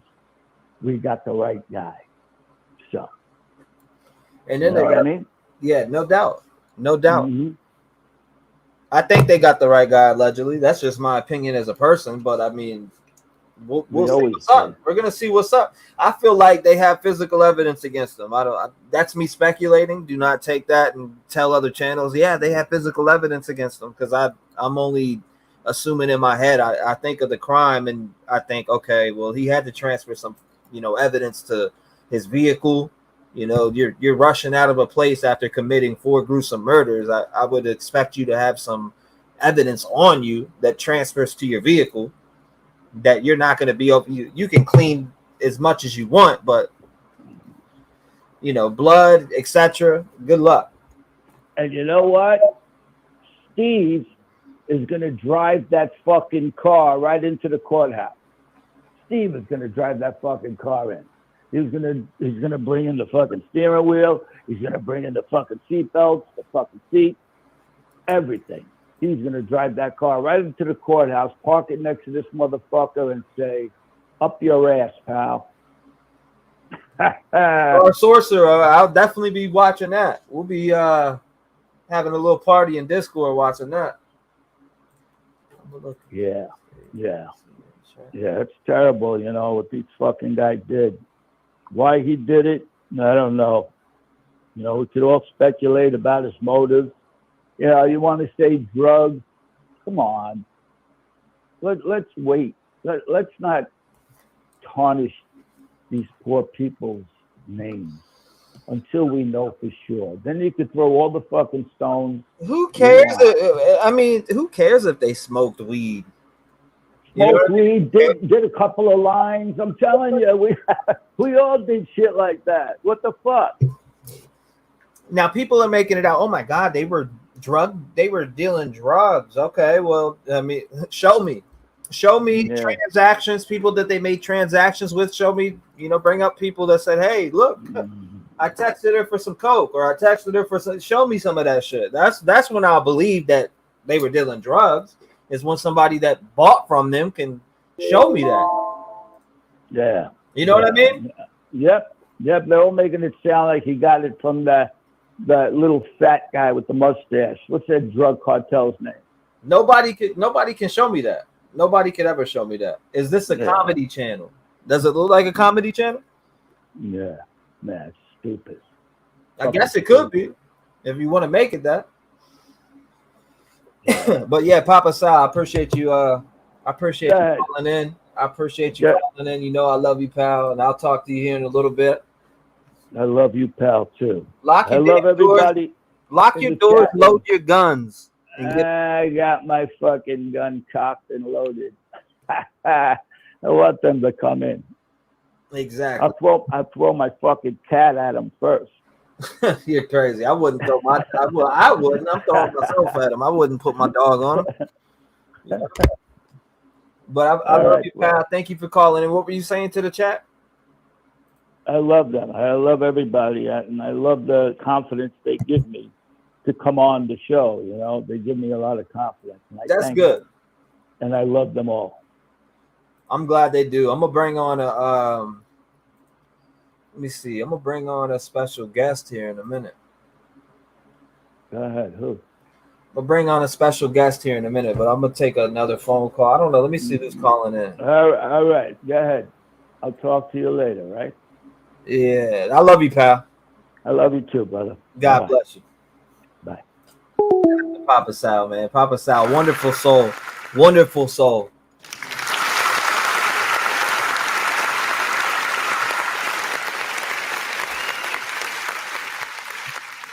Love that guy, Papa Sal, man. He's a legend. He's a legend. He's a legend. All right, so now this is where I bring on a special guest for a minute. Some of you probably already are going to guess it correctly, but as we took some phone calls, now it's time I bring on a special guest. And we talk about some things. Maybe I'll make a Q&A. Rage, hold up. Okay, I see y'all. So that's the difference in different than federal by a long shot. Federal indictments definitely are mostly all times found guilty. My bad on that part. I thought it was a federal indictment, says Kim Banning. Oh, it's okay. We're wrong all the time. I'm wrong all the time. I get shit wrong all the time. So do not worry about it. We make mistakes. As long as you've seen the facts and now you know the facts, you're fine. I mean, it happens. We make mistakes and confuse things. Shout out to you, Kim. I appreciate you calling in anyways. He's not smart like he says because he wouldn't have got caught. No doubt. If they had the right guy, my son's school would not have gone into lockdown. Nothing like this has ever happened in Plumas County since Cabin 28. Rachel, I'm starting to get a little bit confused here. What do you mean? If they had the right guy, my son's school would have not gone into lockdown. A little bit confused on that one. He will never tell his side of events, in my opinion. Sparks, I think I agree with you. If he pleads, which I'm willing to put anything on it, he's gonna fight this tooth and nail all the way to the end. He's taking it to trial. I would be shocked if Brian Kohberger came back with a plea, take death penalty off the table, and came with a plea. I'd be friggin' surprised. I'd be blown away. No cartel, no actors. Let's see exactly. Let's go down and read some more relevant comments. Throw my cat at him. Yeah, Papa Sal's wild. He'd throw his cat at him.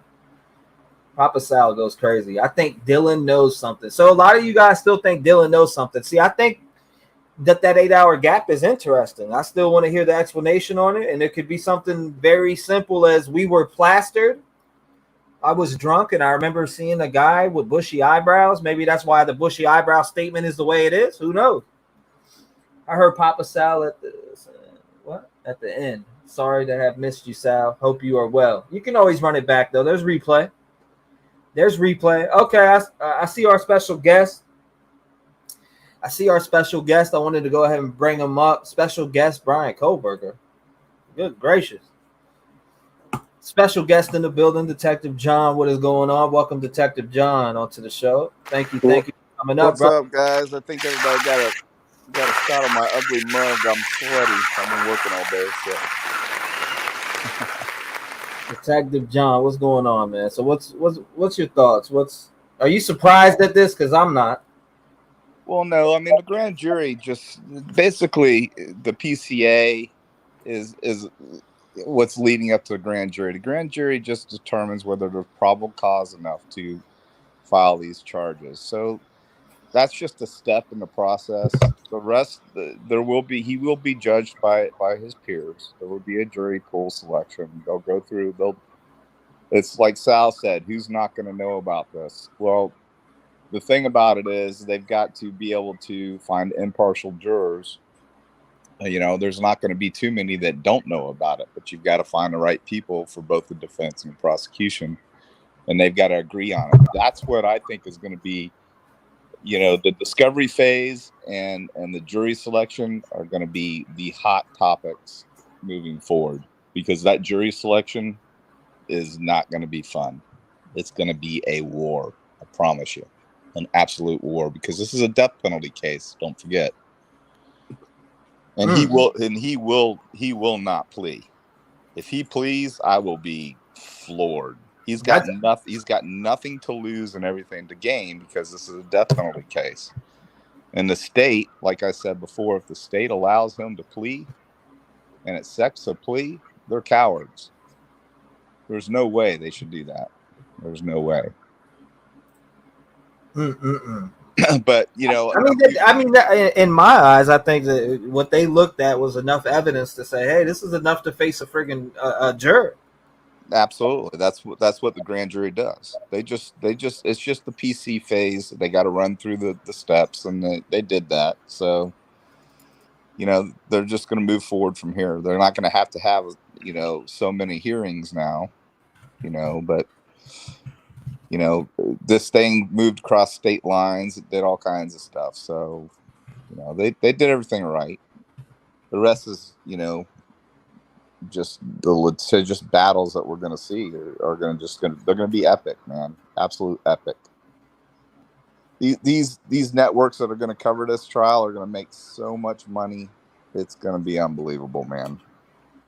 This show is going to blow up during that time. I mean, all these shows are going to blow up.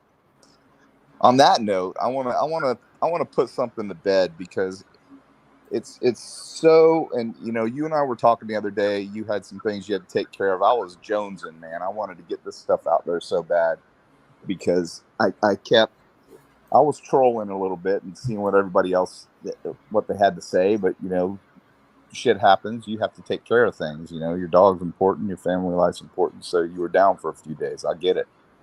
But I went out and I typically have only watched a couple other people, and I started watching some of these shows, and I'm just I'm just shaking my head, man. Just some of the irresponsible, because bottom line, it's reporting. This is reporting. What we're doing is reporting. We're reporting on what people are thinking, what they're saying, and for us to bring Kim on the show, and I hate to even bring her up anymore, man, but for us to bring her on the show, not once but twice. You had somebody else on panel. Never ever will I ever bring her on here again either. And we had somebody else on panel, and I'm being accused of being mean to Kim. I was nothing but nice, but the other person on panel, I'm not saying anything bad about that person. I won't even mention, but he was pretty rude to her. You got to have that diversity sometimes. I get it. But I think people were thinking that was me, and I was reading what they were saying on these other shows, and it was just like, you guys aren't even listening. You have no clue who you're even listening to. But anyway, after we put her to bed, after I interviewed her and got her to admit that she was lying in so many ways, roundabout ways. I mean, I even put it to bed. Okay, I'll try that. Sleep well tonight, because that's it. There is nobody else, Kim. And she said something that was hilarious. I had to listen to it 10 times. I was cracking up. Oh, I'm gonna try that. But for these other shows, and it's like I said, it's totally responsible of you to have done that, and you to have been passionate, and Sal to have been passionate, like I'm passionate, because I think it's such a joke for these people to get clicks on absolute insanity, bullshit, lies. They're lies. This woman just wanted to hear herself, and I think it's horrible. We put her to bed. No one else should have even. No one even tried to. Everyone just listened to her and let her have her rant. Well, I asked her tough questions, and it was obvious she was lying. So for these other shows to continue to have her on just makes me sick. Makes me sick. I just freaking couldn't believe it. So I had to get that off my chest. And I mean, also, also her shit was debunked by another creator that I won't mention. I mean, people should know who I'm talking about.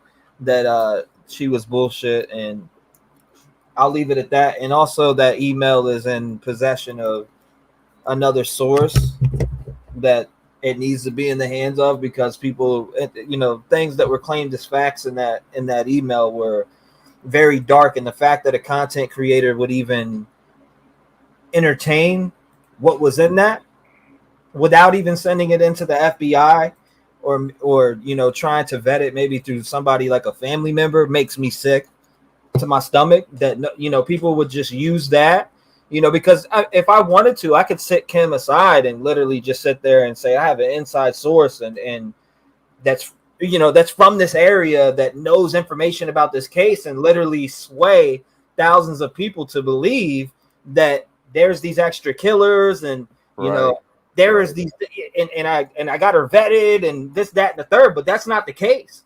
Right. That's not the case, period. It's like this Carrie person just said, Detective John, it's not about you. It's about these people that were murdered. Where is the impression that it's about me? I'm not implying anything that's about me. Where do these people get off saying some of the things they say? I'm sorry. I'd have to freaking totally, just disagree with that person. I don't make anything about me. I just try to bring a perspective that some don't have. And if I can help, and I can, I've got a lot of experience and I know a lot of stuff. I'm not saying that I'm the best. I was the best detective in the world. There are plenty of people with way more experience than me out there. But can we clear this real quick, Detective John? Because a lot of people hit me up, and I want to put this out there for the universe to listen to, for the people to hear right now. People are hit me up all the time. What is Detective John's badge? What does he do now? This, that, and the third. Detective John is a retired detective. He's no longer a detective. Well, let me stop break you it there. down to it. Let me stop you there, because I'm not retired. I did not retire. I left early and I went into the private sector because shit was getting, other people started saying that. I never ever said I was retired. And I've actually sent you an email. You get so many telling you that, hey, we need to correct that, because I didn't retire. I've seen all that, and that's why I'm touching up on it. I want you to clear for everybody out there who a lot of people ask me, people are questioning the Detective John is even the detective. I see full shows making fun of him in chats and this, that, and the third. Right. So for people to think that I would be a fool not to see some type of evidence that you were a detective before, and to come up here to even think that you would say, hey, I was a detective, and then not even show me when I asked you when you did show me. Right. Well, I sent you. I sent you my badge. I sent you pictures of me in uniform. I could actually take you into my room and pull you up and show you my uniforms. You showed me more than I need. People are just, people are just haters. It's ridiculous. But for the record, I did not retire. I could have retired, but I had a huge opportunity to go into the private sector as an HR investigator because of my, my connections as a detective, going to multiple schools. And some of these private entities, corporations, have their own investigators, and they have their own HR divisions, and I went into that, and I did that the last 8 years of my career. But that being said, that doesn't mean that that I wasn't handling huge cases, because I handled what you're seeing now is major organized retail crime cases where you have Walgreens, CVS, Walmart shutting down in your city. They're closing the doors. Well, I handled those people traveling from Houston, Texas, all the way down to Miami and back up. It's a major deal. It's called ORC, Organized Retail Crime, and I was part of that unit for a major corporation, and it was major investigations. I took down, there were killers involved. There was all kinds of stuff, a lot of surveillance. But, you know, prior to that, I was a detective for a long time. I handled, you know, many cases, and I've been to many trials and hearings, and IPTM schools, all kinds of, you know, interview interrogation, FBI, DEA task force. I've been to it all. So if anybody wants to question me, you know, I can't help that. No, I just wanted to clear the air on that before we proceed forward, because I just, you know, been getting a lot of people hitting me up about it, and it's like how many times can I put it out there and show people a picture, and that they didn't even know that they didn't even know you showed me your badge, but you had a picture of me standing with my unit in front of, when I was, you know, one of my narcotics stints, in front of a hotel or a motel that we took down and we seized. I sent you that too. But anyway, somebody just asked if I was trying to get on Buzz last night. Yes, I was. They didn't believe it was me. Some of these people didn't believe it was me. So I was just like, yeah, well, it's me. I don't know what to tell you, because I wanted to put to bed what I'm about to put to bed right now. Nah, you put that to bed right here, right now. You already know what it is. So this, remember, I sent you this stuff last week. So if anybody's come up with this since, I sent it last week. We've been talking about it for what? How long now? Well, I'm not talking about the other stuff from Cali. I'm gonna address something else. The second thing that I sent you. But you know, all these sleuths, all these people are hitting on. Well, they're hiding. You know, Pennsylvania. Why are they hiding the body cam footage? Well, here's a news flash for everyone, and I'm not trying to be condescending, but defund the police. You're welcome. So all of these. So I've got connections. I've got friends that actually are from Pennsylvania. I have family in Pennsylvania. So I got on the phone and I called one of my buddies. I said, look, you guys don't even have body cam, do you? Pennsylvania State Police does not have body cam footage. And for the record, most of the time the FBI, when they're doing entries, aren't wearing body cams either. It's your municipalities and your counties that are continually wearing grant money body cams, and departments that have that money set aside.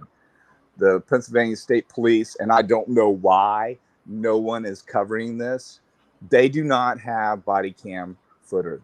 So there was no body cam to hide or dispose of or do anything. It didn't exist. If no one believes me, call the Pennsylvania State Police yourself and ask. There is no body cam footage. So we can all put that to bed. And for these idiots, and I'm going to call them idiots, to act like they're responsible enough to even have a show and allow that kind of crap to come onto the show without vetting it at all, is just, it's obscene to me. It's just freaking totally stupid. All it took was me just calling, but I actually played ball with a guy that was with him. And I said, you guys even have him? He says, last I checked, he's retired. He says, no. I said, well, I'll tell you what, I'm going to call up there to so-and-so and I'm going to find out. And I did. So we can all put that to bed right now. So if anybody hears the insinuation that body cam footage has been, you know, they're hiding it or they've destroyed it or, you know, whatever they're coming up with, it's all bullshit, and put it to bed because they're idiots. So I'm going to say that. Well, you heard it here first. So, and I'm not saying that I'm the first. I believe I'm the first. But I've been trying to say this since it came out, and we didn't have the opportunity to get on the show to talk about it. Well, But when they you have brought, you brought it up to me, it was news to me because I don't pay attention to these other shows, bro. I don't fuck with none of these other people. Besides, there's a couple people in this community I mess with, and I can count that on one hand. Well, we can, they're like Florida. Florida's a two-party state. A lot of states, you have to know, like if I was going to record you, I would have to tell you. I can't record you and use it in court if I don't tell you. Some parties are not two-party states. It's like states that have, no fault and fault states. So there are states that if your wife cheats on you, you can use that against her in court. But here in Florida, your wife can, have 15 affairs, and guess what? You can't bring it up in a divorce proceeding at all, period. Not admissible in court. And most states, unfortunately, are like that. But you have states that are fault states, which I think they all should be, where private investigators make a ton of money in those states, actually working in the private sector, investigating freaking marriages and, affairs and things like that. But I don't know about Illinois. I don't remember. I think it's a two-party. Well, I think it's a two-party state. But here's the problem.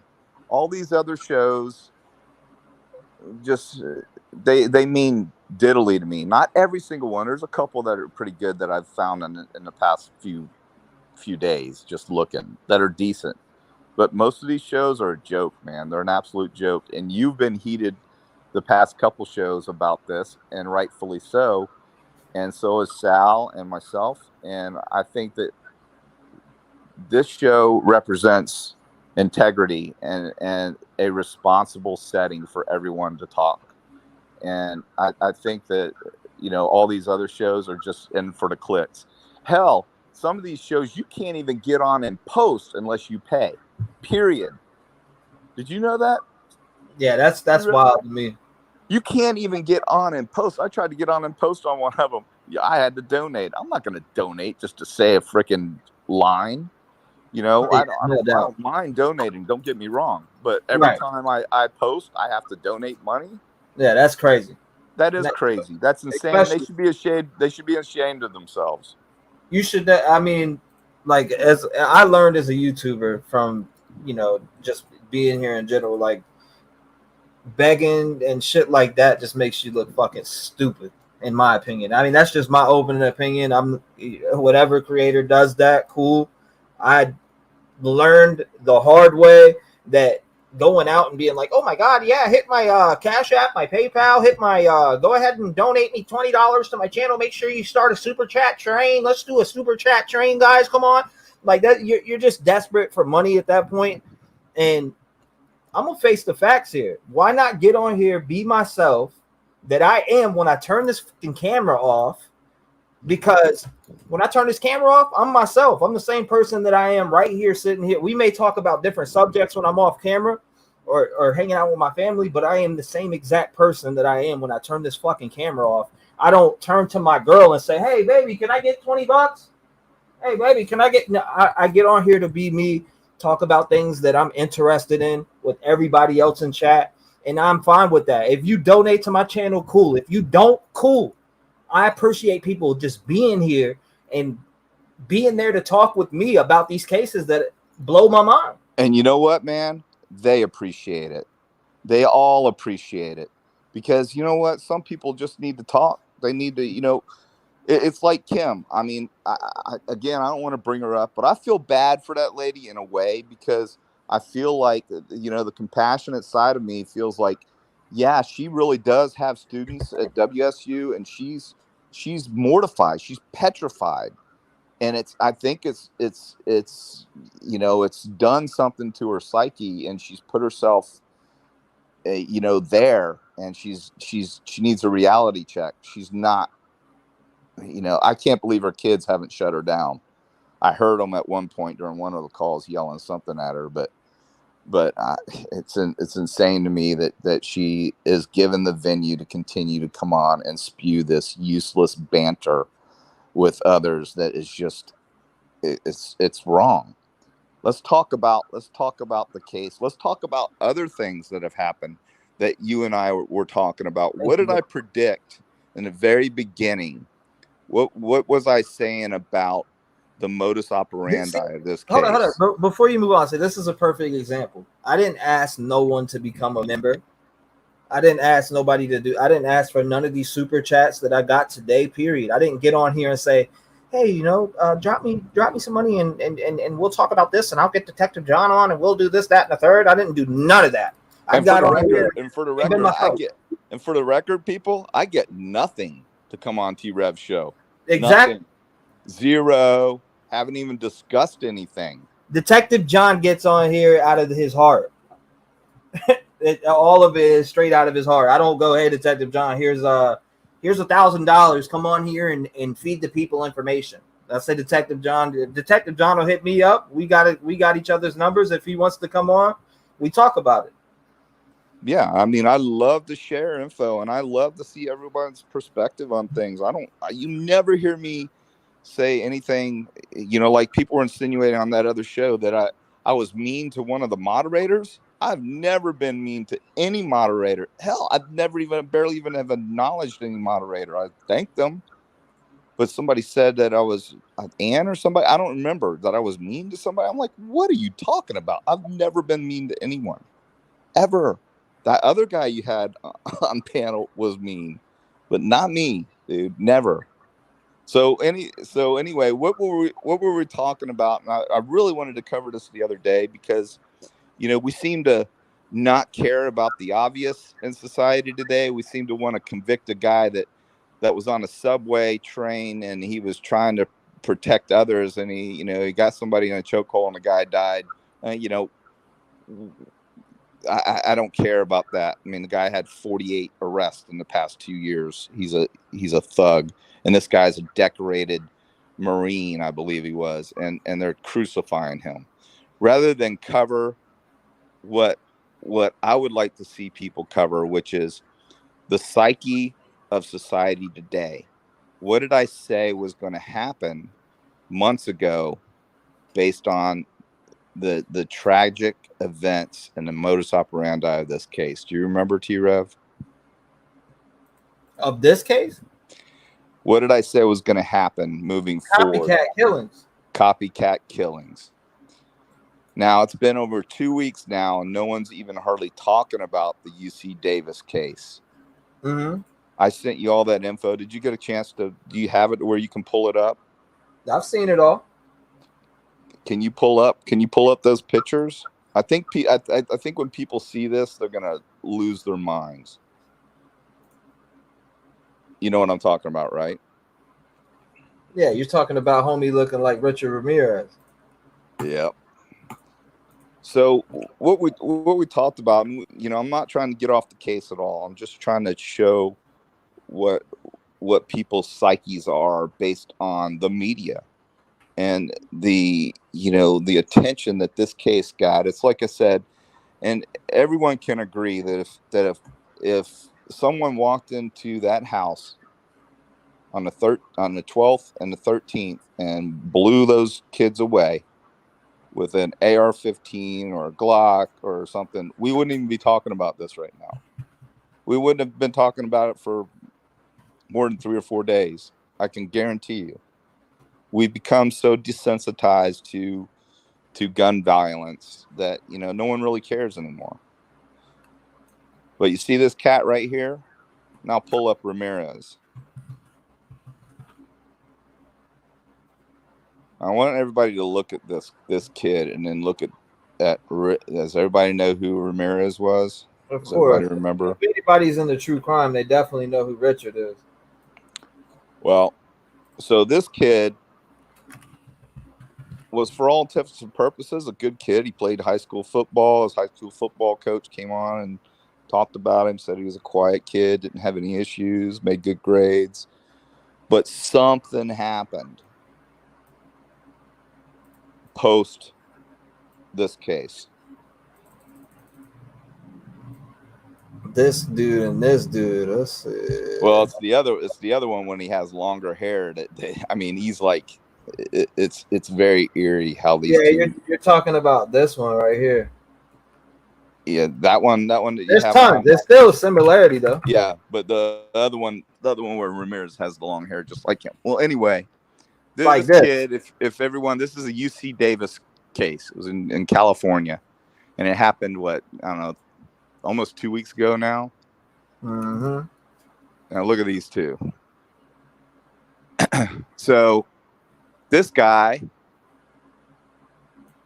gets what I'm going to speculate a K-bar knife, because they said it was a hunting style knife in his backpack that they found him with. And he murders 3 people within, I think it was a 3 days span. He had some kind of a breakdown at school, and, you know, wasn't getting good grades. And I believe, and again, I'm speculating, I believe this guy wanted attention. And I believe he wanted to copy this case and bring attention to himself and hurt other people, not just physically, but others in his life psychologically, and make people think, make people remember him and the modus operandi of stabbing these people to death. Well, 2 of them died. 1 of them didn't. The female, I don't think she died yet. But, you know, he ambushed them. Now, my question to you is: do you think so?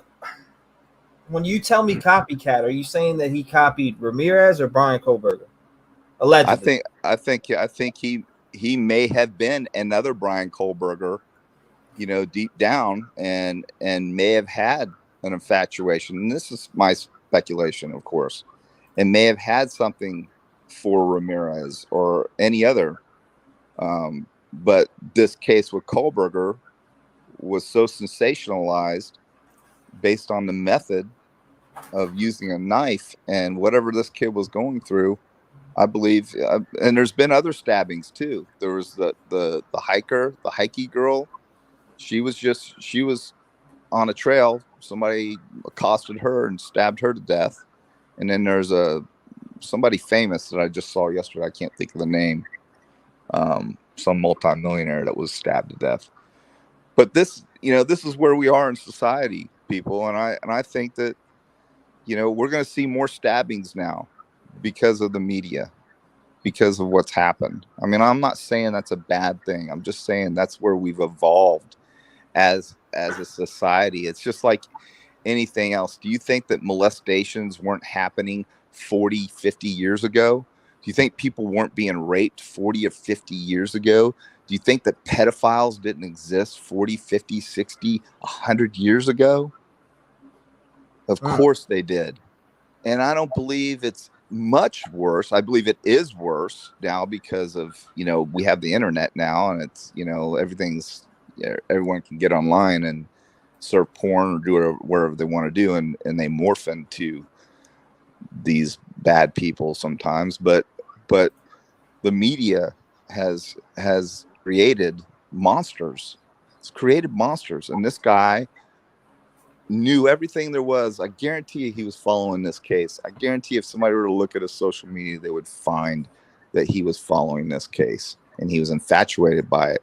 And he got himself what I believe to be a K-bar knife or something very similar, because it's described as a large hunting knife. So they all pretty much resemble, like a Rambo style is not a K-bar, but that's the style knife. And this is where we are today, and these are the things that we have to think about. So where am I going with this? Where I'm going with is having these people discredit law enforcement on a grand scheme. We're not talking about one agency here. It's like, you know, we talked about it, and you brought up the other day, you know, how are we supposed to believe that the FBI, Moscow, the Idaho State Police, the Pennsylvania entities, the FBI nationwide are conspiring together to put this one guy, we got to put Brian Kohberger's our man. He's a college student, like you said, trying to better his life, but we're going to put this case on him, and we're going to risk everything to set him up. Just blows me away to hear the bullshit, and that's what it is. The bullshit that is entertained by some of these people is insane. And JB Gunner, I mean, I don't have anything against the guy, but he's flat out said he doesn't think that Kohberger's guilty. How in the freaking hell? He also did say he doesn't really care about the outcome of this. This is like a game of Clue to him. He Right. also said And that. I'm not, and I like him. I think he's funny as hell. But he said, I mean, you could go back and find it. I don't think he's guilty. How could any prudent person not at least think somewhat that he's guilty? He doesn't think he's guilty at all. He said that, actually said that on the show. And he's entertaining these other two alleged drug dealers that I don't believe have anything to do with this case at all. It's sensationalizing and bullshit for people to freaking prey on people's ignorance to get clicks. Let's talk about the case. Let's talk about, what's coming up. These litigious forms that you have in front of you. Break those down. Let's talk about stuff like that. Have people ask questions. And, yeah, everyone's going to have a theory, but to actually imply based on nothing that other people are involved in this case and accuse a dead person of being a potential drug dealer. I mean, come on, man. That is like the most classless thing I've ever freaking seen on any of these shows. And they're all, not all, most are doing it. They're enabling these idiots to get on here and say this shit. And I swear to God, it's like, it's freaking unreal to me. I mean, okay, so let's say this. We took in calls. We talked about a lot of different things on my channel, right? I've talked to people that live in the town who've told me, they think Brent Kopeka, this, that, and the third is involved, but we're past the stage of speculating on who suspects are because there's somebody in custody. Does it mean that he's guilty? Absolutely not. But somebody has been arrested for these murders. Law enforcement has not said we're looking for other suspects. They never said that. So there comes a point in time that we have to get past that speculating stage and get to where we're at now. Is he guilty or is he not? That's what we're talking about. Creating other suspects and stabbing a dagger into everybody else while we're falling down, or why you feel your narrative's falling down is just reckless to me. It's something that I'm not going to entertain no more. I don't want to hear about who possibly is another suspect when police have not came out and said, hey, there's another suspect and we're looking for him. And you know what, T-REV? Anyone with any integrity or any moral compass in their soul would applaud you and anyone else who would have a show that denounced that shit. And you know what? I don't know of any other ones. You know more than I do because you're watching them all. I don't know of any other ones that are doing that. I don't really watch them all. I just get, there's just been some things that out there. I've told you about it. I hit you up and I told you. I'm flat out 100% calling every one of them out and telling them all they should be ashamed of themselves. Ashamed of themselves. And you know what? The IRS should come freaking pound on their fucking doors for getting this money based on freaking lies. This is America. I get it, but damn, man, this shit's got to stop. It's so wrong, bro. It's so wrong. And it pisses me off. I know it pisses Sal off too. but it's just wrong, man. So people want to be able to call in and speculate other suspects. Like that's what a comment I just read. Hold on, let me go back to it. Hey, you know what? That's fine. And you know what? We did that. Trevor's really good, but you are becoming biased now. You won't be able to debate the callers. There are too many holes. We could talk about that shit all day long, but accusing. Yeah, but show us the holes. If there's so many holes, show us the holes, man. Don't get on here and spew a bunch of garbage and innuendo saying there's so many holes. Show us. I've heard all the holes. I've heard them all. That's the problem here. People are saying all this crap. What holes? There's only holes because you don't know what is left out there to fill the holes. We don't know what is out there yet. But to speculate and say that there's so many holes I guarantee you, in the end, there's going to be a very valid reason why 911 wasn't called immediately. I guarantee you, we're all going to go, wow, that explains it. But I'm not going to speculate as to why. I think that when she woke up, she may have been on the phone with somebody else. I don't think that what is true. I don't think for every stabbing there's going to be a copycat. People just carry weapons and use them, or have fantasies in their head. Maybe, I don't. Who knows if they looked at other serial killers or not? Right. Or, I'm not saying that. I'm saying they're going to go on the rise, though. And this is why. If bottom line, if somebody wants to kill somebody, they don't have to have a gun to do it. This case proves it right here. And for those that, and people got mad because I used the word ignorant. I never called anybody ignorant. I'm just saying that some people are ignorant when it comes to the fact that, yes, one man can wield a 9-inch, and let me repeat that, a 9-inch K-bar knife that is designed to incapacitate animals and people. It's a military weapon. It's not designed to give you a little pinprick and make you run away. It's designed to kill you. So we're talking about a 9-inch knife, and we're talking about a guy that runs basically marathons. He can handle himself. He's long, he's lanky. These are tiny people, incapacitated, and they were ambushed. 100%. This guy could have done it on his own, and I would have no qualms thinking anything different. But again, people are ignorant or naive to believe that can't happen because they live in some bubble. It blows me away. Wake up, wake up. It's 100% possible. And all I'm saying is because of the sensationalism of this case and the the MO of him using a knife, this case is going to, unfortunately, create more like him. It's going to create more like. So you think people? Do you know anybody off the top that copied? I'm trying to think. Let's see. Let's go ahead and go with John Wayne Gacy, shit like that. Well, I mean, it's like I told Kim. She was that's a naive person right there. And I had to say, I said, look, some killers ate their victims. And you can look up, there's many that ate their victims. Some decapitated their victims. Some decapitated their victims and put the heads on a mantle so that when you walked into the apartment, you would look into the eyes of that person's head.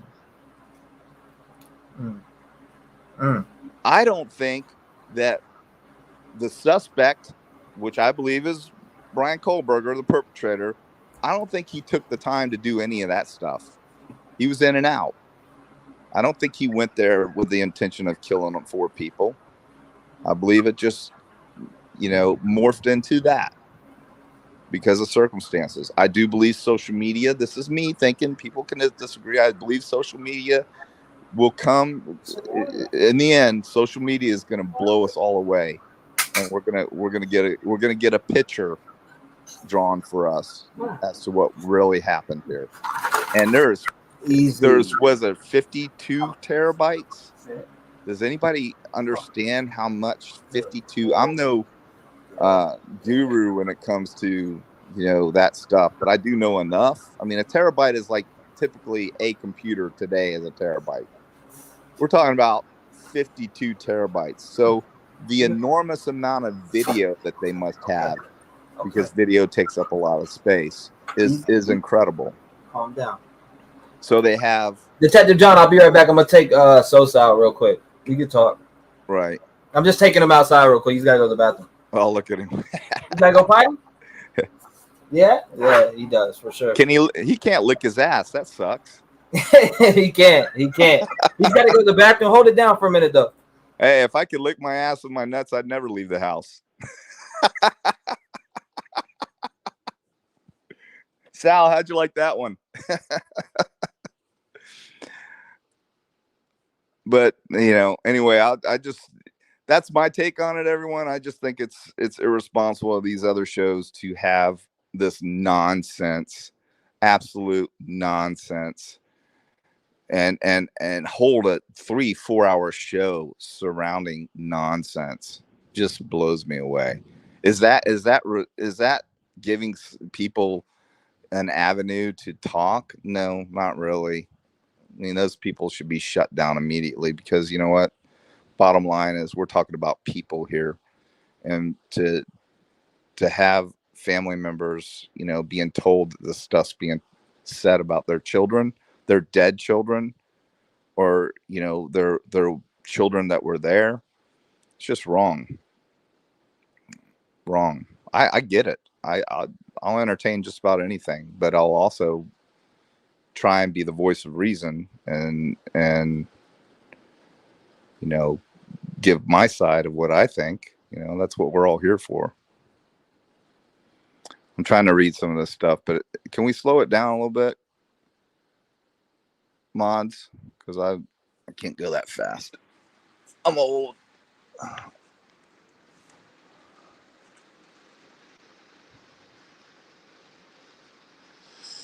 Yes, they are losing sight of the victims and their families. Right. And here's where we are today.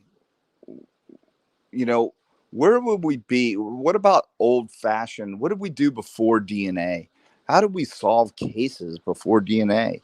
Everyone is so, you know, infatuated with DNA that you almost can't convict somebody if you don't have DNA anymore. It blows me. Thank you, Randy. It blows me away that people would actually say, well, if there's no DNA, then he must be innocent. Well, what did we do in the past? I mean, let's not get away from reality. I mean, just because DNA exists does not mean that you have to have DNA to put somebody in prison for a homicide. I mean, it's very plausible. It's very plausible that it's unlikely, but it could have happened. You know, let's say Kohberger's our guy. He could have walked in there and he could have committed these murders. He could have wore a tie-back suit, could have done all kinds of stuff and left very little DNA. But bottom line is, there was DNA on an ice sheath. A DNA was on the snap of that sheath. And I guarantee you there's more DNA on that sheath when it was submitted that'll come out. The only reason why they got the DNA of the sheath so quickly is because it was on a snap, which is either plastic or metal, and it's non-porous, and they could get it off with a swab easily and identify it and send it in. The rest of the sheath will also have DNA on it, and this will all come out. So I'm trying to read this stuff.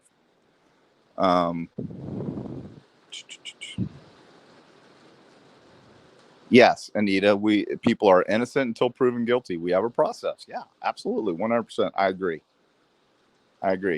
I'm not, and I have not said 100%. I believe 100% that Brian Kohberger's our guy. I do believe that, but I can't say he's guilty 100%. I just believe he's the man. It's like and I brought this up before, when that other Elantra was down in Utah, wherever it was, and everybody was freaking out. This is the car, you know, and I'm like, that's not the car. T-REV did a show on it. Why do you not think it's the car? Well, because they already know where the car is. This is why they're not down there all over it. This is why that car sat on the side of the road and people are walking up to it. I honestly think that if that was very telling to me, because I have a white Elantra 2 or 3 states away, dirty as it was, and obviously had been on the road for a while through a snowstorm, what have you, and not be all over that car, that was very telling. And the reason why it was telling was because there was no activity on that car, because they were already surveilling the car that they needed. I don't know that they actually had a plate. They may have. I think there's way more surveillance than we know about. You can't go anywhere without Big Brother watching you today. I know that's a small, kind of a podunk town, but there's DOT cameras everywhere. And that's probably where a lot of this terabyte data comes from, because you have when you retrieve, let's say you had a DVR at a Walmart or Walgreens, and the car drove by that, they've got to download all of that video from that DVR. So that could be a month worth of video, 2 months, 3 months, that they'll download that. So they're not hiding anything. They'll give it to the defense so they can have it. And then they got to find it and disseminate what's real and what's not real, or what's evidence and not evidence. Let me see.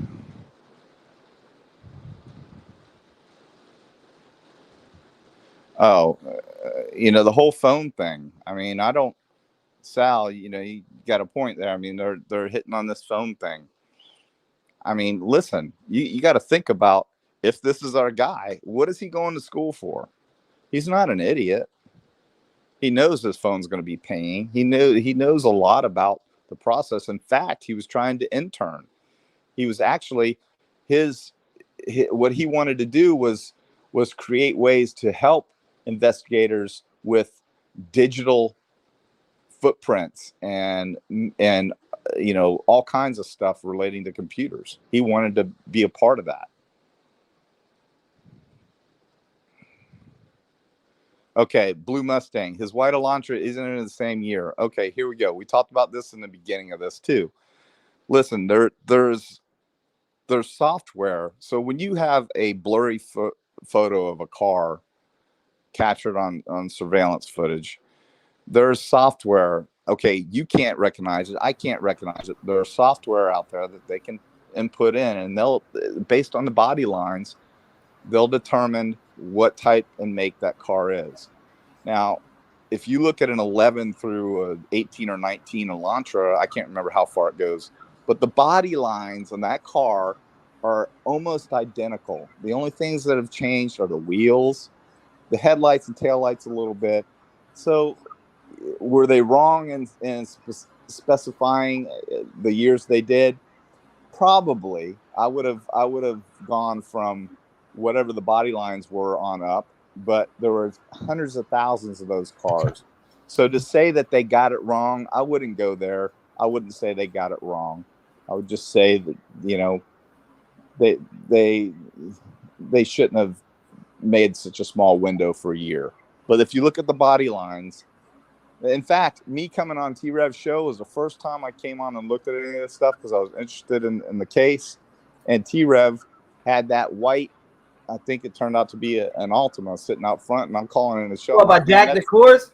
Yeah. I said, man, I still got that video right here in my Idaho 4 folder. I said, that's not an Elantra. Remember, that was my first time on the show. Yeah. I said, man, that is not an Elantra. And everyone in every other show was saying that, was implying that was the car sitting in front of the house. And it wasn't. That was another thing that had like 4,000 or 5,000 votes of like 85, right. 90%. Yes, is that was the car. This is the car.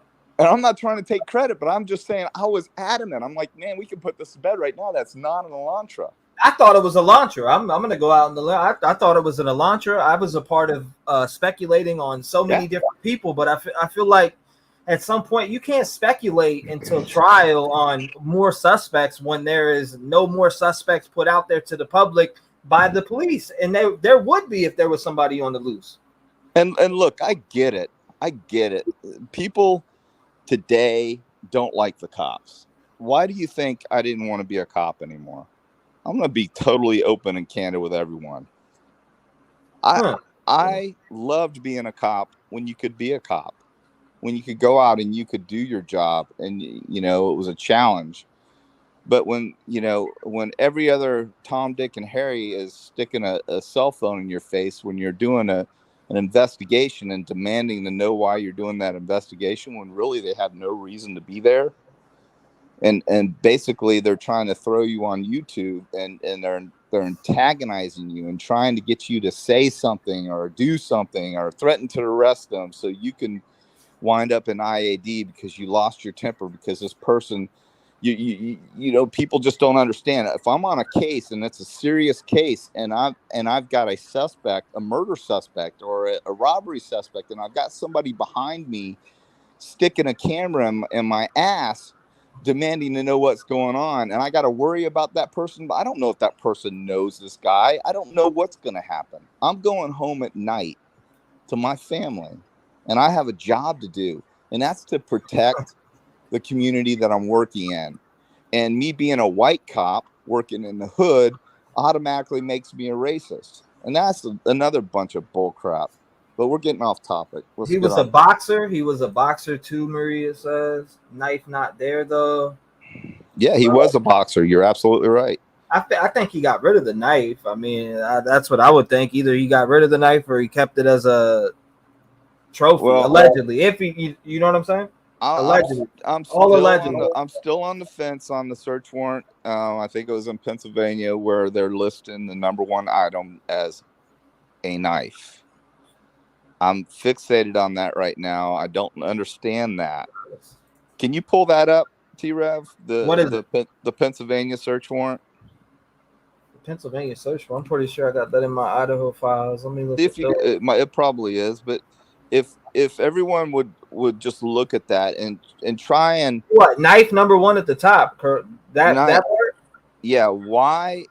Listen, I've done many search warrants, many, and in a homicide, one of the main things you're looking for is, of course, the corpus, the murder weapon, the corpus delicti, everything involved in that homicide. So in this case, we know that a K-bar knife, based on the sheath and everything else, is what we're looking for. So to go to a house or a car or an apartment and do a search warrant and list a plethora of items, and to have the number one item be one knife with no description.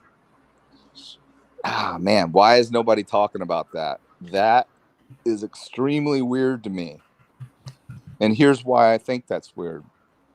Because that knife will possess DNA. The guard on that knife, because that knife has a guard, which is usually a piece of metal that comes down and protects your hand from sliding. Right there. There you go. Sliding down the knife and cutting yourself. So that guard will be embedded with, tissue and blood. And they will send, he can clean that all he wants, and he's probably not going to get it all out. I mean, Detective John, this is another thing I question. There it is. I question things in the house, like what Karen said right here is 6 people in the house, 4 unalive, 2 still alive. That's what I like speculating on, because that's really what I think in my head. What Dylan and Bethany, if Dylan came face to face with him, how, I don't know if she went back to sleep. I don't know what, but how, I want to know if she didn't know what happened on the other side of that door. Was she scared for her life? I mean, we got to hear that side of the story. Right. Absolutely. We can all speculate on that. We can all, and I applaud all that stuff. I applaud it all. But to imply that, either one of them is a major drug dealer and they're the reason why these other people are dead is just freaking insane to me. That's what we don't need to speculate on. We don't need to speculate on that. We need to speculate. We need to it's kind of like I brought the analogy in a while ago of Jaws, where the girl, was in the boat and her boyfriend got ate by the shark. And then when Brody came and found her in the boat, she was curled up in a little ball, just in shock. Could you imagine if Bethany or Dylan saw any of this stuff? What are they going to do? Do you think that they're going to go out and start screaming, or are they going to kind of back? What would you do? I would back up, try to slide back in that room and be as quiet as I can. And you know what? If she shut that door, she doesn't know when he's come or gone. And we don't know if she had her phone. When I walk into my house, a lot of times I put my phone on a counter that's got an automatic charger. I don't take it to the bedroom with me sometimes. So we don't know. There could be a very, plausible explanation for why things happen the way they happen. And you know what? Let's face it. People are out partying all night. They don't get up till 11, 12 o'clock. So why is that so unbelievable? I believe that she was probably on the phone already with Hunter And I think that she probably walked out of her room and Hunter was on the phone with her and she walked into that. And that's how the whole Hunter thing, that's why he ran over. I don't think that she called Hunter. This is again, I'm speculating. I don't think that she walked out there and saw those bodies and picked up and called Hunter and didn't call the police first. I think that she was probably texting with him, got up, was talking to him, and walked out and walked into it. That makes sense to me. Hence why Hunter would be involved in calling the police, and Hunter would have ran over there. You know what I mean? Hopefully somebody understands that could be a situation. Not that we're protecting the frat and we're If going they to call. don't need the sheep, D.D. Hicks says that if they don't need the sheep, they have stuff. Oh, so Who said they don't? Who said they don't need the sheath? No, D.D. Hicks was just making an example. If they don't need the sheath, that they have stuff, meaning they have other evidence that, you know. Yeah, I mean, there's overwhelming evidence in this case. I mean, like I said, that the probable cause affidavit generally isn't that telling. It just gives enough for a judge to find PC that yes, we can go hook him up and extradite him back and get search warrants and things. It doesn't, you can indict a peanut butter sandwich if you write it right, and that's the truth. I mean, it's just, unfortunately, that's the truth. But here we go. We can speculate all day on this stuff, and it's, everyone's got a different theory. But do I believe there's a lot more evidence? Absolutely. Do I believe that there were mistakes made? Yeah, because I was the biggest critic. And in fact, Sal, when I first came on, Sal was like, who is this jerk? If he was a cop, he would never be saying this stuff about the cops. Carrie, in my opinion, she should have never came out if she didn't want to be publicly heard. And people are going to, I've seen people talking about that chick till this day. She'll never be on this show ever again. She'll never be up here ever again. I tried to give her. You know what I think, dude? And you may disagree, but I think you should post her email and you should redact things, but I think you should post it to show how ridiculous it actually was, because people do not realize what that email actually said. If they actually read it and you put you put up there that we have debunked this, but everyone should see what this woman has put out there, and she wanted us to talk about it. And she's a narcissist, 100%, in my opinion, a narcissist. And if I were the family, my attorney would be on her ass, and she would get a cease and desist order, and she would be litigiously sued for doing this shit. I'm telling you right now, I would be all over her ass. I guarantee you, she might have already gotten a cease and desist order. Sosa's more famous than us. Damn. But look at this search warrant, everyone. The number one item, just knife with a line. And why would they do that? I'm going to answer you. The reason why they would do that is because of what we're doing right now. If that said 1 K-bar knife, he'd be guilty, right? In everybody's mind, he'd be guilty. But this guy, Mike Firefly says, look up this guy, Michael Bever, and a then 16-year-old who murdered his 2 parents and 3 siblings by stabbing. Wow, interesting. Right, right. Is that on that, Firefly? On inbox me that on Discord. There we go. I mean, this is good. I'm telling you, this is unfortunately going to be a trend. It's going to be a trend. Eismick said, "What's up, Detective John?" Who did? I'm sorry. Eismick. The people who confused you, I guess, is Eismick. I have no idea. Maybe is that what they were saying elsewhere? And Eismick, I'm not saying anything bad about you, bro. I love you, man. But we have 2 different, ways of handling things, and you were hard on her. I was not hard on her, but people confused you for me, and then I get blasted saying that I was absolutely rude to her, and I was pretty freaking nice to her. You were rightfully so, basically telling her she's full of shit.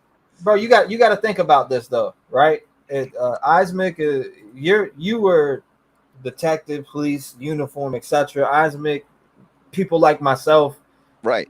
that was raised in the streets, in and out the streets. We're different. I mean, I learned to be respectful. My grandmother, who has dementia right now, if it wasn't for her, I wouldn't have the manners that I do have. Now, I don't say that I lack manners. I know I do. I know I'm not perfect in any shape or form, but if it wasn't for my grandmother that has dementia right now, who's been battling it for almost 11 years now, the one that I went to, if I didn't go to her house every summer, I wouldn't be as respectful as I am today. And I noticed that now with the manners and yes, ma'am, no, ma'am, yes, sir, no, sir. If I didn't say that around my grandmother, she would rip a willow branch right off the freaking tree and whip my ass. Well, I was raised by my grandmother and my grandfather, and I had to cut my own switches. So They had a paddle with they had a paddle with my name, my cousin Aaron, my cousin Jasmine, or Jazzy, we call her Jazzy, and James. Dude, they had our names written on that paddle. If we acted up, my grandfather or grandmother, they put that paddle to that ass. In elementary school, I took a Barlow knife. I had a knife. I took it to school. Well, kids, I'm in my 50s, so kids back then all carried knives. Can't do that today. But I got caught with a knife at school, and I wound up in the principal's office, and the principal said there were 2 filing cabinets, and there was 2 big ones on each side and a small one in the middle. He would pull the middle drawer out, which was even with our heads, and we had to put our forehead up against the head, and we had to lean our forehead up against the drawer, and we had to lean forward, and he would hit us, and when he hit us, our head would hit that drawer, and it would slam shut. If it didn't, he would hit us again. Detective John, that's the kind of shit that we let's see. Okay, there's a question here. I know that they're asking in general, but how long do you think till trial? I say a year. Well, I mean, you got 52 terabytes to review. I mean, how many people do they have on their defense team now? What, 3 or 4? Yeah. They just hired somebody else that is specifically there to handle the death penalty phase. So that's what that attorney's expertise is. So now you're going to have all these people reviewing this evidence. So, I mean, you're talking about thousands of hours potentially, and just reviewing video. Those 3D scans that they did of the crime scene, those are going to be very telling. I mean, you've got body cam footage. I think that, the defense is trying to put out there for people to believe that the prosecution is not complying with the request. I think that's all a ruse, man. It's all this game. They want to make the prosecution look bad. They want to drum up sympathy for Kohberger. They want Hold on. Let me stop you right there, because we just watched the video on Court TV, and damn near dude said verbatim that this was a public stunt by the defense on the exculpatory part. Well, and I haven't watched that, so I just watched it at the beginning of the stream. I remember I texted you. I said, because I responded back to you. I seen you texted me a couple times, so I said, what did I say to you? I said, been busy with the pup, brother. I'm live now. Yeah. That's when I had seen your messages. I wrote you that. I seen what you wrote me from yesterday and the day before that. I just seen your messages, so I wrote you back. I said, been busy with the pup. I'm live now, though. You said give me about 10. So that's when I brought you on. And were you watching at the beginning or no? No. Okay. I was running my dogs I have a golf cart, and I run the dogs with the golf cart, and then I come back after I get home. So you didn't see the Court TV. So also, nope. Steve made a statement to ABC. Gonsalves? He said this right here. He said this. Well, I'll speak Steve's words. He said, I can't wait to see the evidence, and then I'm going to bring it. And he's going to realize that this is the family that's going to make sure he doesn't get away with it. Steve Gonsalves, Kaylee's dad. Now, this was his... he had to say. Gonsalves' father speaks to ABC. This was the statement he told ABC. That's obvious to me. There's no gag order on the family, for damn sure. So we can put that to bed, because him saying that right there would be a violation of gag order, which I never thought existed in the first place on the family. So there's no gag order. You have to be a witness or part of prosecution or defense or part of the process. You know, it's like Kim saying that she said, hell no, you're not going to gag me. Who the hell are you? I mean, you're nobody. You're a hearsay witness. Sharon's asking, do you believe they have the knife? Based on what I'm seeing there, that right there. I mean, when it first came out, T-REV, I mean, no one said anything, but why one knife? Why even tag? What is it? A butter knife? Well, is it a steak knife? Is it a pocket knife? But you go down, isn't there another knife on there that they describe? Yeah, they describe a knife in this. What does it say? Where's it at? I forget exact. I think it was like a. I don't even want to make a name up because I don't know. Hold on, let me look at it right here. I think there's another like a Smith & Wesson knife or something. Yeah, there's there's one with a Smith & Wesson pocket knife right here. Smith & Wesson pocket knife right here where my mouse is. Why describe that knife? Because it's not relative. Okay, so why not describe the number one listed item? Because I believe it's relative. Because I believe there's a supplemental to this property page that was written as a result of the search warrant at the PA house, and I believe that could potentially be the K-bar knife, and that supplemental will be a 100% descriptive explanation of the knife, and then it was sent off to the lab. And I could be wrong, and if I'm wrong, people are going to blow me up because I'm wrong about it, but I just find that very, very odd that the number one item listed is a knife, and they're looking for a knife. That's their number one. They're looking for blood evidence, they're looking for DNA, they're looking for other things, but the number one thing they want is they want that murder weapon because they can if they can pin that on him, then they can solve the crime. So Brad says, you're just John to me, but explain from your experience how there's people killed in separate rooms, but no bloody footprints in less than 15 minutes of timeline. Who said there was no bloody footprints? This is what I'm talking about. Who said there was no bloody footprints? Do you have something I have, man? Do you have the report? Do you have the crime scene photos? Do you have testimony from anyone in that house that was part of that investigation to make that statement? Answer that question. Wasn't there a redacted page on the PCA? I don't recall. Yeah, I do recall. Yep. We don't know about no footprints. There could be, for all we know. I mean, I guarantee you there's footprints. But you know what? They're not going to tell us these things right now, everyone. They're not going to tell us. I'll give it to them. They have managed to keep a tight seal on everyone. I'm very surprised. Very surprised that little things have not leaked out.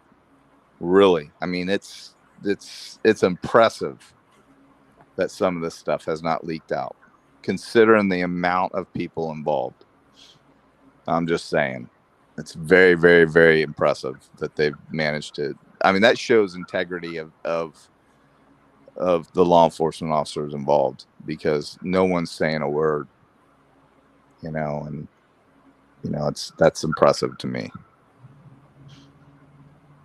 But to make that comment, and I'm not picking the guy apart, but to say that is irresponsible, man. You're saying that there's no. It's just like somebody else earlier saying how could there be no blood? Who said there was no blood? No one said there was no blood. Here's a question for you, Detective John. Buck Cherry Lover says, Detective John, do you think they indicted him at this time to stop the public from getting any info like they could have from a hearing? Could be, because they want to protect and that's a good point. They could have done that because they want to protect the integrity of the jury pool, of the process. Again, the defense is looking for any reason to change. They want to change venue. I promise you. Now, whether they're going to get that, I don't know. I don't really know the dynamic there in that town. I don't know much about that town, just what I've read. It's a small town. It's a small university. Everyone knows everybody, blah, blah, blah. But if I'm the defense, I'm 100% filing for a venue change. It has to stay within the state of Idaho. Some people don't realize that, but has to they're going to have to do that. If they don't do that, if they don't file for a venue change, and I'm Kohberger, and as cocky as he probably is, he does know a lot. I mean, just based on that traffic stop on that intersection violation where he can't creep in an intersection. I mean, he was challenging that cop. I mean, he's pretty cocky. So this guy is going to be like hands-on in this whole process. So anybody that thinks that he's not, I got another thing, they got another thing coming, because I'm telling you, he's going to be very hands-on. He's going to be pissing his attorneys off because he's a know-it-all, in my opinion. But for people to say that there's no footprints,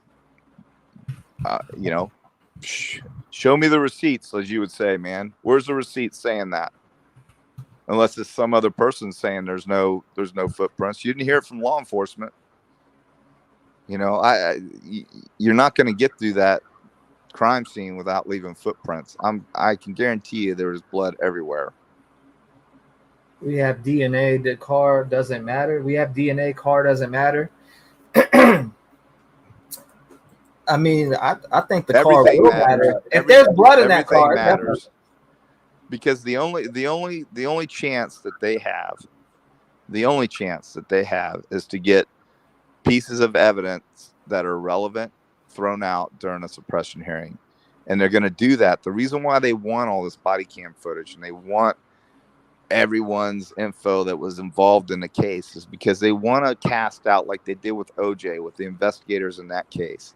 They turned some of these investigators who were not racist. They made them racist. They ruined careers. And that's how they got OJ off, in my opinion. It's because they preyed on Rodney King and what was happening, and all this stuff. And, every cop is a bad guy. And, I'm hoping that we're moving past that. But, to imply that anyone would set this guy up like I've seen is just, obscene to me to even read that shit. Pisses me off. Oh, and then somebody made a comment. Yeah, okay, here's a conversation with Detective John. Cops never make any mistakes. End of story. That is not at all what I've said or what I believe. And again, from the very beginning, even Sal was like, who is this guy? Because I was blowing their investigation apart with their techniques. And that's what the defense is going to do. Not bagging those windows and allowing the public to be able to see in with cameras was a huge mistake. Huge mistake. I cannot believe that. I mean, that went on for a couple days. I can't believe that they did that. That's just like 101 shit to me. You don't bag the windows from the inside, but you bag them from the outside. No one should have been able to see inside that place. No one. Trev, could they now have a sworn statement from the two arrested in Washington? I see. Remember the garbology. Yeah. Remember the garbology. What did that say? Could they now have a sworn statement from the two arrested in Washington? Are you talking about who I think you're talking about? Who was arrested in Washington? Am I missing something? A lot of people keep talking about this Demetrius and I'm not, whatever I'm going to say on that. Again, do I believe they were probably in the house at some point? Yeah. Tonight. I mean, that girl only lived like 0.3 miles away from the house. But again, you got people also saying she was a student. She was not a student. She was never a student. By the way, off topic for 1 second, Hollis made me a whole entire folder. She got every single document from the Missy Bevers case. Oh, she's awesome. She got a whole entire folder, documents, video, all types of shit. Hollis is very thorough. She's a good person to have on your team. This is for damn sure. Yeah. And I apologize, everyone. I'm not like Hollis. I can't. She's obviously, she probably doesn't have time. She's not a single mom, but she's a mom, and she still finds time to do this. I run a business, and I don't have much time to sit and I catch what I catch when I can catch it. But where did you post a link at, Vaudis? I didn't see it. I think only mods can post links. Somebody was just talking about garbology again, T-REV. Remember when you said garbology?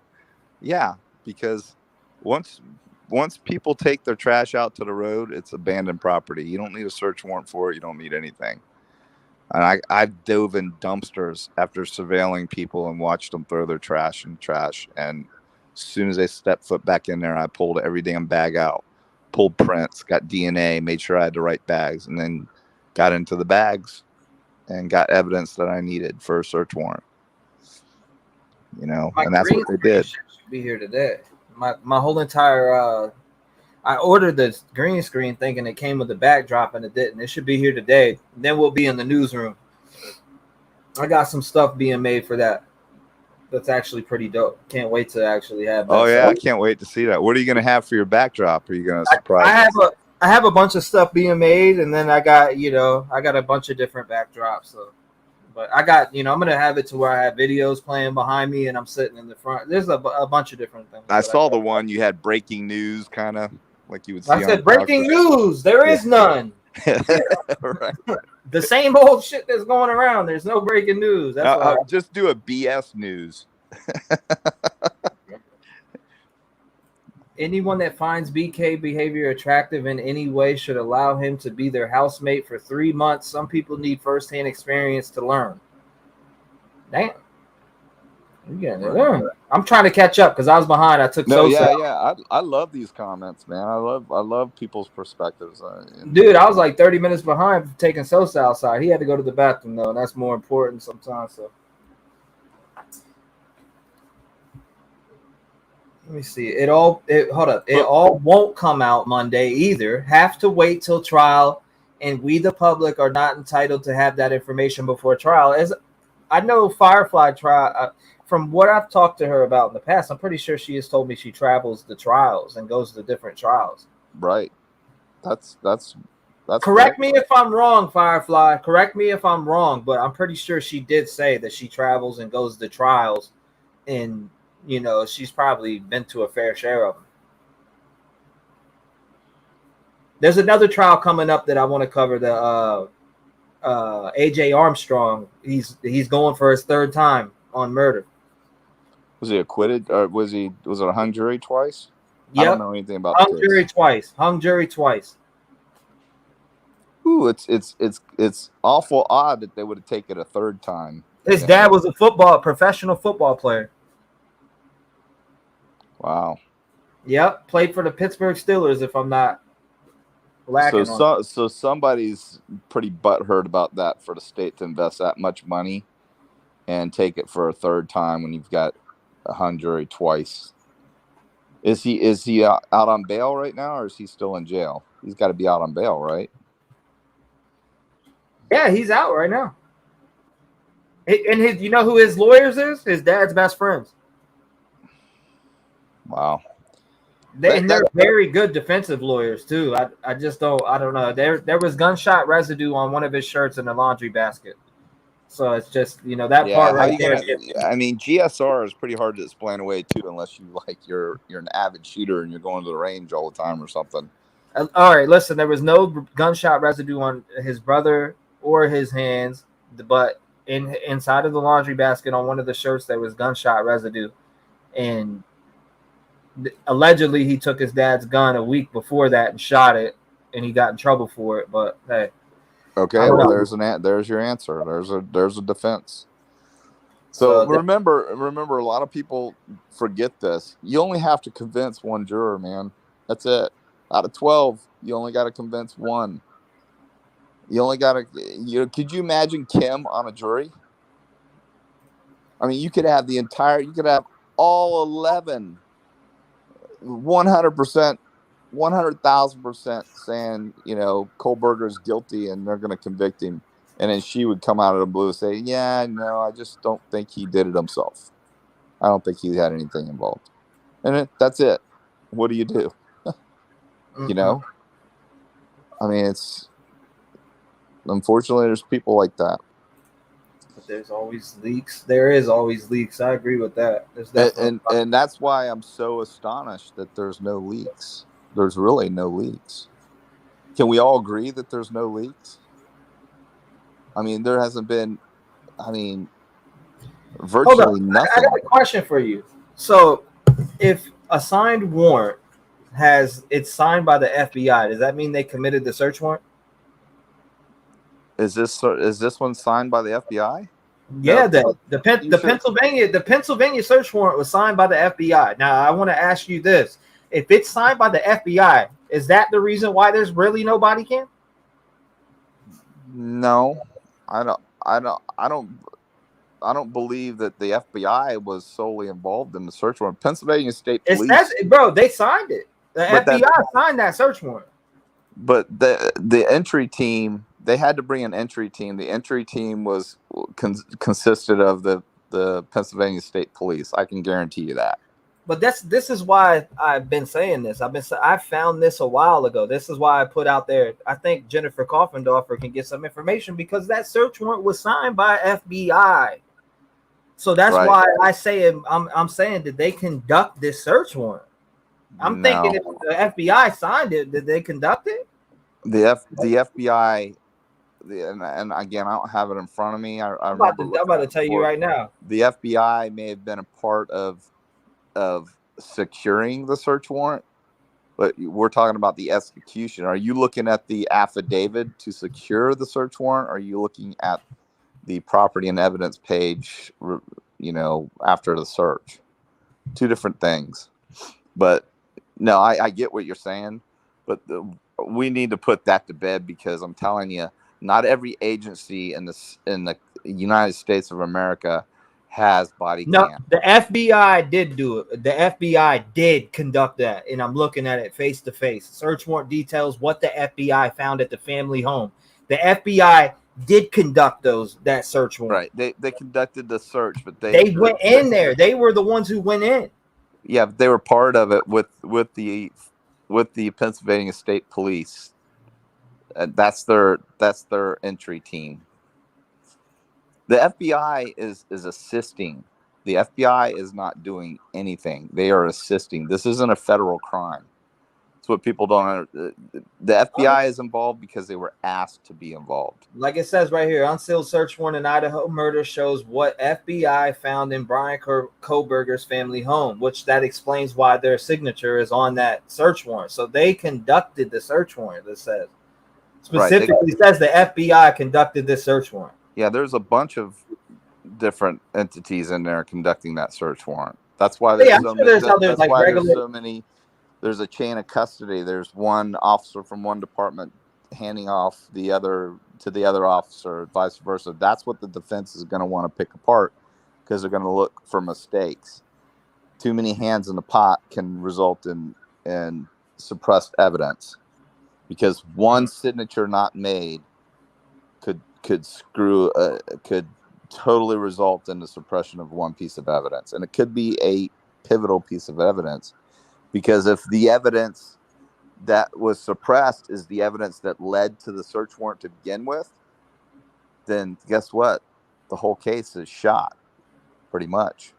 Because if they can get that thrown out, and it's not a culmination of a plethora of other things that were part of the search warrant, and they can get that thrown out, then they can get the search warrant thrown out, and they can get any evidence, any fruit of the poisonous tree would be thrown out. No, but my thing is I said this allegedly. I don't know it to be a fact, but if you look at Jennifer Coffendorfer's resume and how long she's worked with FBI in Texas and traveled the country working with the FBI,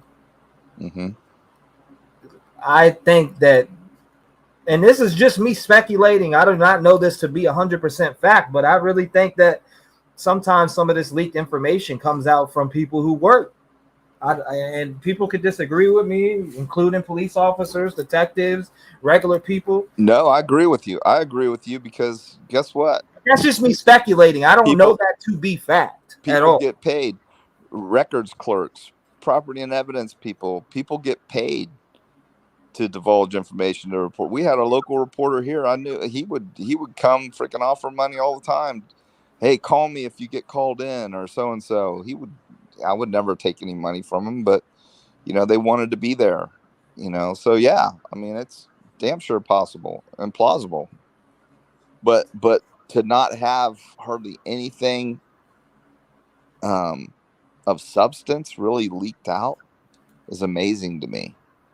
Annette says, I am so over the whole someone set this guy up. Cops can be messy, but when you have state police and FBI involved as well, not going to happen.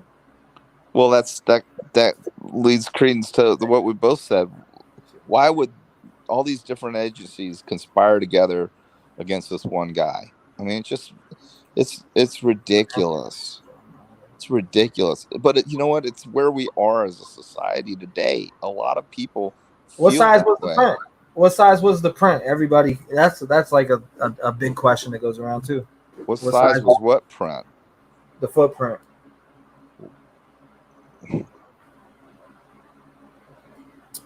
I see 9, all types of shit. It's the footprint in the inside the house. Who knows? We don't have that information. We don't have the report. We're not going to have the report. That stuff is not going to come out until trial. Well, it's actually going to come out in discovery, which we're not going to probably be a part of. But in trial, we're going to hear all this stuff. And are we going to hear all the gory details? Well, I would think not, but the jury is going to see and they're going to see everything. They're going to see all the gory details. They're excellent garbologists. The bums in the street should work for the police. They're excellent garbologists, says Mac Pride. I'm dead. Yeah. Mac Pride. Shout out to Mac Pride. Nice to see you again, man. Funny, that's a funny dude right there. But what do we got? So they canceled the June hearing, from what I understand. Is that correct? Yeah, that's canceled. Gone. Yeah. So that makes total sense because of the grand jury. So a lot of people don't. I think there's some confusion on the grand jury. The grand jury is not the same as the jury. The grand jury is totally different. So it's a probable cause gathering to ascertain whether there's enough to charge him. And usually when you're indicted by a grand jury, I mean, it's pretty compelling evidence, but sometimes, it's not, but I think people are confused. He will be judged by a jury of his peers, unless, and I'm not sure about Idaho, he can choose what he wants. He can choose to be judged by a jury of his peers, or he can choose to be judged by the judge alone. I don't know about Idaho. Somebody needs to look that up, but pretty much every state is like that. You have a choice. So do you roll a dice with 12 or do you roll a dice with 1? I think I'm going to roll a dice with 12. You're going to roll the dice with 12 because you're more than likely to get one of the 12 to just fall to be like, nope. Well, and here's the thing too. Remember, this is a death penalty case. So some people are opposed to the death penalty. So even if he's guilty, if they know that they're putting this guy to death, guess what? They may not find it. They may just have to be, they may have to see video of him doing it to convict him. And then they may not even convict him because they're just opposed to the death penalty. We won't now to have somebody. You can't really have somebody on the jury pool that's opposed to the death penalty. So we won't hear what's in the grand jury indictment. Not sure. I mean, it just depends. Depends on what they're going to let out. They're tight-lipped so far, man. I mean, it's just like There's This nothing is a for us. this Chris made a wonderful point right here. Yeah, tired of the oh my god drugs and ODs, death in Moscow and Pullman are so sus, must be related. Every town in the PNW is dealing with the fentanyl OD deaths. All the whole country is dealing with this shit. Exactly. That's an excellent point. An Now, excellent point. Exactly. And people were like, well, Detective John doesn't think that rich white kids do drugs. The hell I don't. The hell I don't. Our high schools around here, the rich high schools, had the best drugs. We had the most ODs. So I don't know who anybody would get off saying something like that. It's just ridiculous. I do not believe that. The only thing that I was saying was these young people have grown up pretty much upper middle class at least. They haven't seen what you've seen, T-REV. They haven't seen what I've seen. So for them, it's not that easy, for people to believe things that we know are possible. These kids, and I'm calling them kids, they were young adults. They had their whole lives ahead of them, and they were taken. And we want to know why. We know the how. We all want to know the why. And we may never know the why. He may take that, if it's Kohberger, which I believe it is, he may take that to his grave. But I can tell you this much. The state is going to paint a picture for us and try to explain the why to us. And that is what I am so on edge of my seat to see. Because whoever puts this together, like the Murdaugh case, they did an excellent job. An excellent job. I don't think I've ever seen a case put together that overwhelming. I mean, it was great. Great stuff. They painted a picture, man. Even though we didn't see it, we weren't there. But watching it, I had a very vivid picture of what that guy did and how he did it and why he did it. If the FBI has footage, do they have to turn it over to the defense? Yeah, I think so. Of course they do. They would definitely. It's all part of the discovery. And why? And if they didn't, that would be bad. No one. There's nothing. And let's talk about the genealogy, the DNA, genealogical DNA. A lot of that is that's just a tool. I don't even know, and somebody's gonna have to correct me because I'm not sure if that's even admissible. There's a question for you. Hold on, before you jump in. I don't think it is. Detective John, if the defense truly find exculpatory evidence that proves Brian Kohberger's innocence, will they have to wait until trial to present it? No. It's like we talked about before when I was kind of fired up about the word exculpatory. That's a loosely spewed word by the defense. Everything to the defense is exculpatory. I'm sorry, people. Everything. Every piece of evidence is potentially exculpatory because they're doing their job. And exculpatory is primarily 100% for the defense. And if, let's say, for instance, if the defense had good evidence that there were 6 people involved, as Kim suggested, then I promise you that they would be before a judge and have a hearing and have a bond set for him, if not have the charges dropped immediately. None of that's happening because there is no exculpatory evidence. Anything that they're calling exculpatory is probably a nothing burger. It's just what they want us to believe. And it's a very, very loose word to be thrown around. Sounds so dramatic, doesn't it? Exculpatory. We have exculpatory evidence. Right here. Let's go to. They're doing their job. And if they don't, it's grounds for appeal for him. With a bit of breaking will and give the public, but more importantly, the Brian Kohberger will be appearing in court next Monday. at noon Eastern time in Latah County, Idaho, after a grand jury has apparently indicted him. He faces 4 counts of first-degree murder and 1 count of burglary in the November stabbing deaths of Madison Mogen, Kaylee Gonzalez, Xana Kernodle, and Ethan Chapman. Now, when Kohberger appears in court on Monday, this will be an arraignment now, and he'll enter his plea, and then that's means this will go to a jury trial, assuming he pleads not guilty.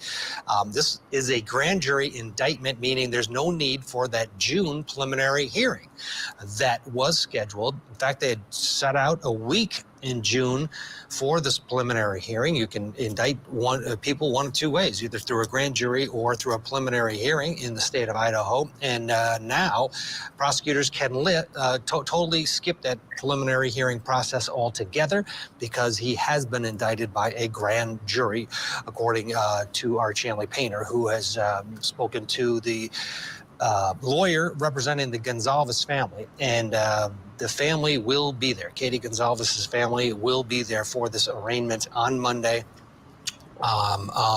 in Idaho. So let's talk about it. Joining us now this hour is Melissa Pinkleton. She is a retired officer with the Nashville Police Department. And Melissa, this preliminary hearing was set. It was set months ago, and they put a week out, meaning this was going to be an extensive hearing where the state was going to basically show their cards to some extent. Now, they wouldn't have brought all of the witnesses on. It wouldn't have been a full trial, but it's a mini trial. And that is done for different reasons in terms of strategy wise. But now we're not going to hear anything. I heard that. He called her Katie Gonzalez. Real, because they have decided to go grand jury route. That is not a public venue. Thoughts on this decision not to come out and give the public, but more importantly, the defense, kind of a little look at this trial strategy, and it's kind of a dry run on some levels. Your thoughts on why they would go this route? Who doesn't think it was a weird statement that Brian said he couldn't wait to be exonerated? You have to be convicted in order to be exonerated. All defense attorneys say that. We can't wait to get to clear our client's name. How often have you heard that? Especially Brian Kohberger said that himself. Right. But I'm just saying it was relayed through the defense. I mean, he's going to say that.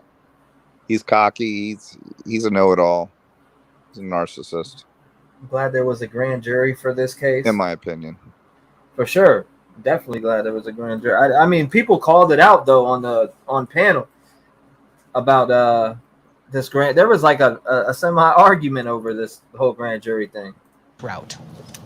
I think it's a really smart decision that they are not doing this that way, and they're going to the grand jury, which will be sealed. And that probably is because there is so much overwhelming information. They don't want to have the claim that the jury pool is tainted by putting so much out there as public. This is a highly, highly public to There are a lot of details that are out there in the public, but 2,000 different pieces of information have just been handed over as discovery. It's my understanding that's breaking. And so this might be the better route for prosecution so that defense can't go, hey, we're not going to get a fair trial because all of this is out there. So, and I do believe you're going to get an indictment from the grand jury because what do they say? You can indict a ham sandwich in a grand jury. So yeah. I don't think that's going to be a problem. I think this is a strategy on the prosecution part. Yeah, absolutely. And I think that has already taken place. This is a way to avoid that scrutiny, but also, to your point, the potential jury pool pollution, and which can be used for different reasons. You can get a change of venue out of it, or you can also use it at the end of the day as a reason to appeal, saying that everybody had seen everything. Because let's face it, anything that comes out about this case, that comes out about this suspect, any little tidbit, people are just absorbing. There are so many questions, and this was such a heartbreaking case. Kaylee Gonzalez's father, Steve Gonzalez, told ABC News, quote, "I can't wait to see the evidence, and then I'm going to bring it. And he's going to realize that this is the family that's going to make sure he doesn't get away with it." He has been, of all of the parents and loved ones, he's the one that has been out in the forefront.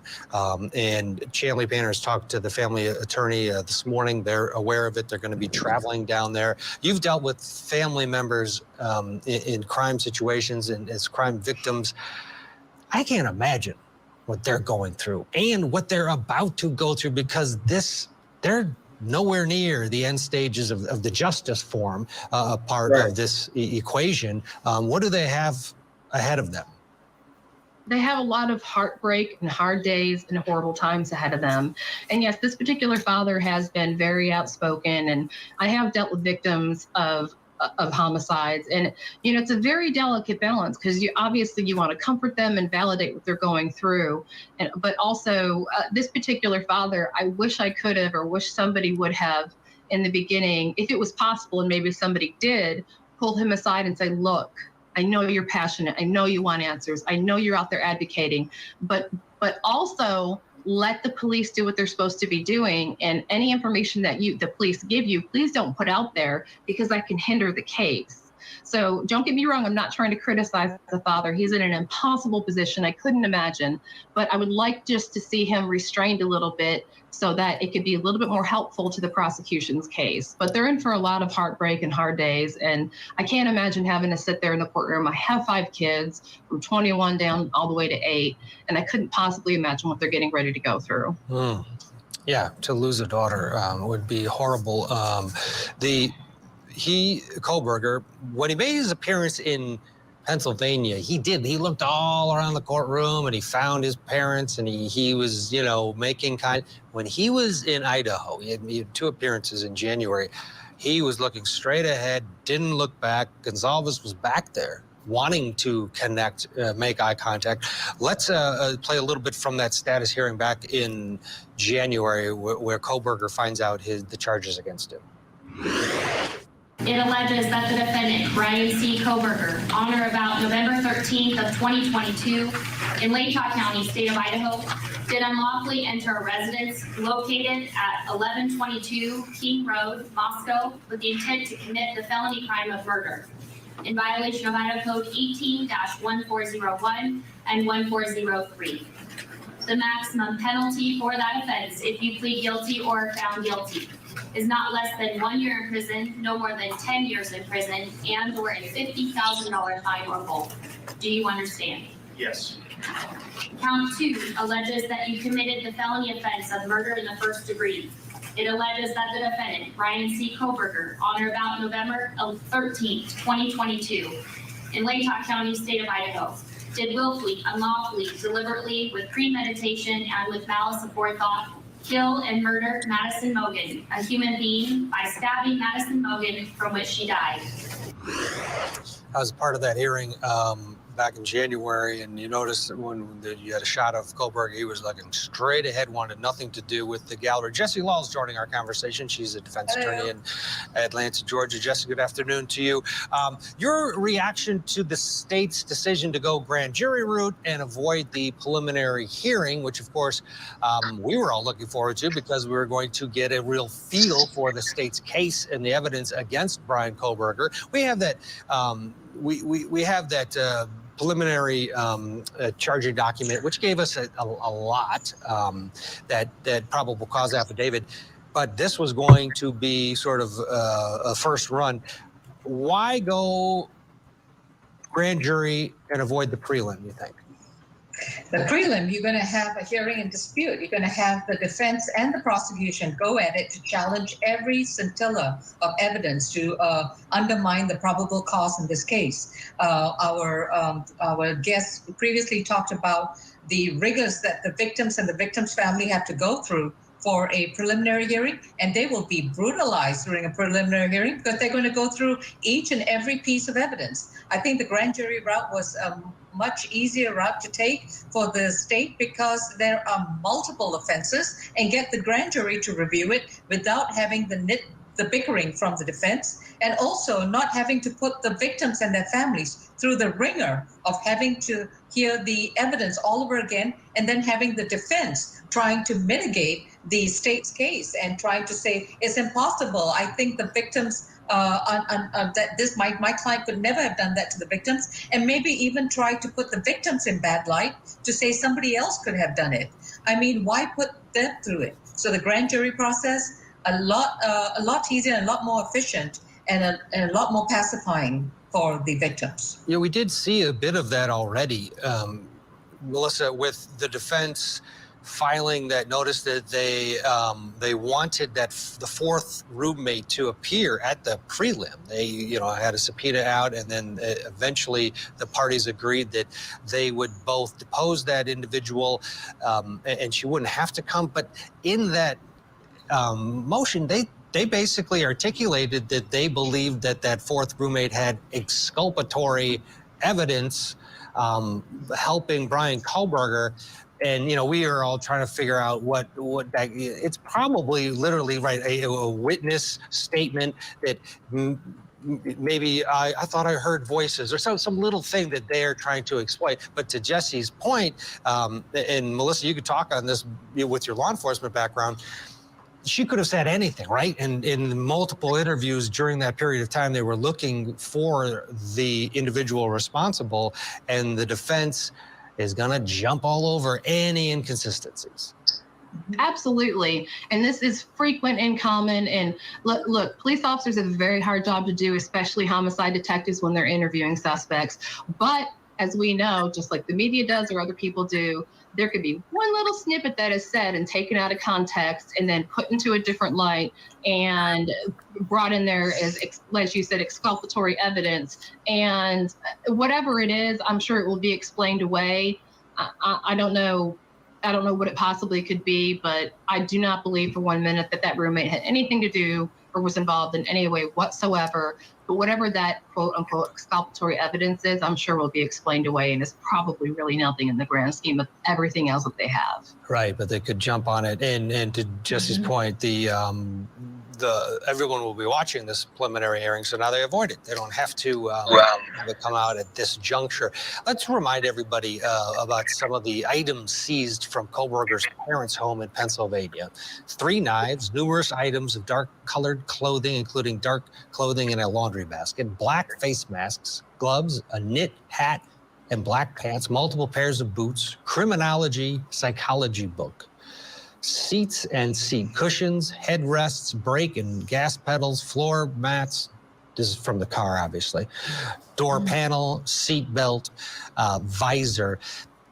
We haven't heard much from, in terms of the return on the search warrants, but all these things were tested, Jesse, and from what we know, there is a mini mountain of evidence against Kohberger.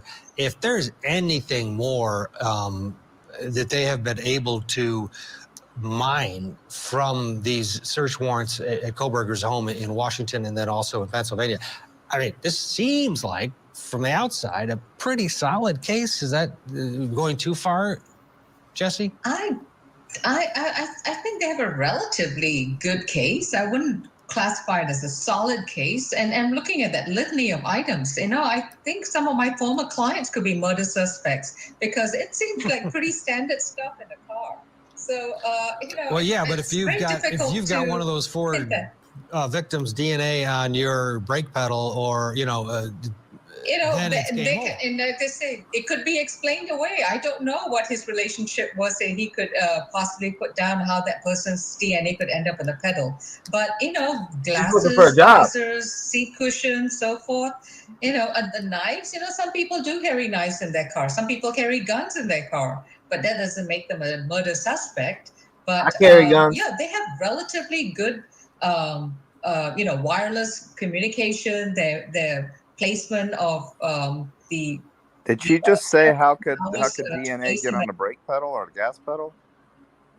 He said that. He said, how could DNA be on the brake pedal or gas pedal? Or he's just, I think he's assuming that, or not assuming that, but you know how I said wait for the physical evidence to come out. He's assuming, hey, this guy committed these murders. He definitely has blood on his foot, and it'd probably be transferred to his, gas pedal, brake pedal.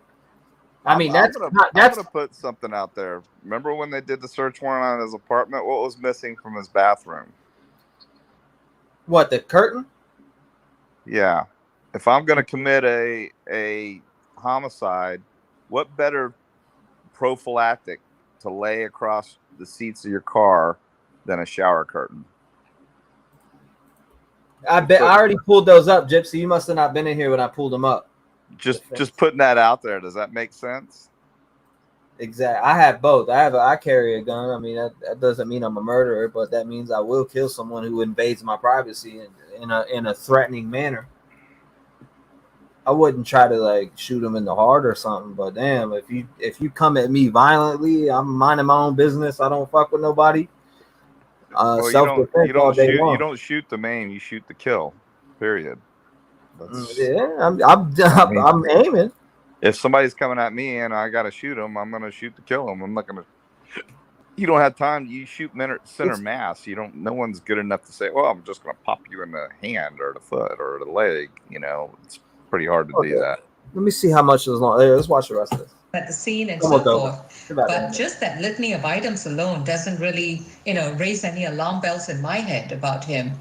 But she wants to be hired. They have a case, but it's but given the number of documents they're going to go through, and keeping in mind that even if there's exculpatory evidence that we've been hinting about, the state is required to disclose that. So even though they've got the grand jury indictments, they're still required to disclose that. Yes, they are, and they apparently have already dropped off a few truckloads of discovery for the defense to mull over. But again, the breaking news at this hour is that there will be no June preliminary hearing. Rather, Brian Kohberger will be appearing in an Idaho court on Monday morning, noon Eastern time, 9 o'clock local Pacific time in Idaho. And at that point, we are expecting he'll be indicted on the murders of the 4 college students. And then it will be on to trial. Likely they'll set a trial date, likely into some point next year, and then away we go. But the breaking news: no preliminary hearing in June. Kohberger will be in court along with the family, at least of the Gonzalez family, but I'm sure other family members will be there as well, and will be there and watch it together right here on Court TV. Well, there it is, right there, Monday, ladies and gentlemen. We will definitely be streaming that. Hey, you know what you all need to keep your eyes out for? See how many bailiffs are in between between Steve and him. See how many cops are in between the two of them. Because I'm telling you, if that was my daughter, it'd take every one of them to stop me from getting to him.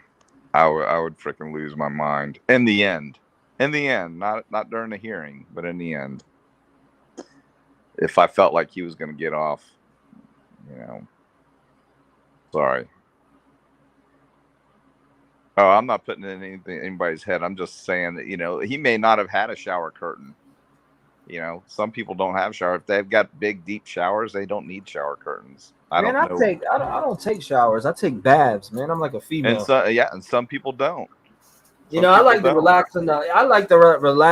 The salts. But also, if he was a bloody mess when he got back and he took a shower and blood splattering all over that curtain, and knowing what he knows, he would take the curtain, or he could take the curtain beforehand to protect the car from getting any DNA on the seats or anything like that, and then he could just remove the curtain that he was sitting on and get out. Just speculation. Or watching also, dude. I mean, this is Monday. This Monday, they'll be streaming it. We'll be watching it. I'll be on here. We'll be talking about, see what comes out. Talking about things, taking phone calls. What's today? Wednesday or Thursday? Today is Wednesday. Wednesday, May 17th. Okay, so we got Wednesday, May 17th. Somebody said, was it true that he had a gun on him too? They seized guns from his apartment. I don't know that he had any in the car. I didn't see any from the car or on his person. They didn't say anything about that.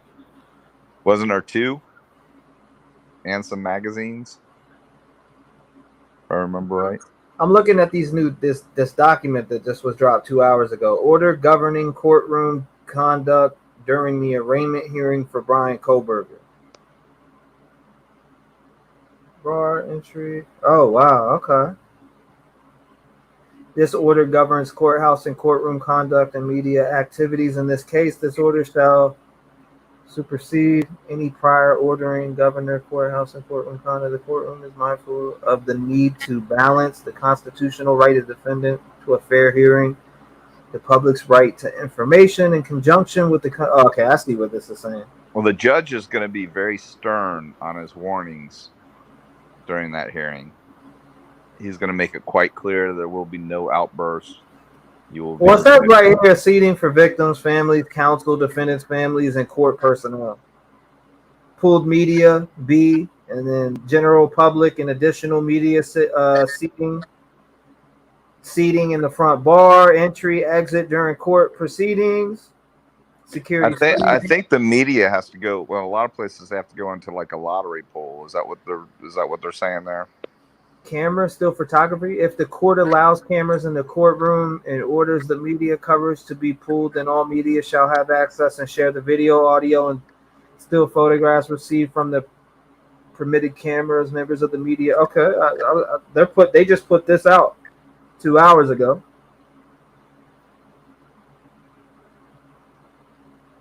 It's funny how that one analyst, the former cop, said the same thing I did, but she used ham sandwich. Yeah, she used ham sandwich instead of jelly. I heard that too. I picked up on it right away. Yeah, that's a pretty common thing. Just so you know. So they will allow public to sit in on the trial too.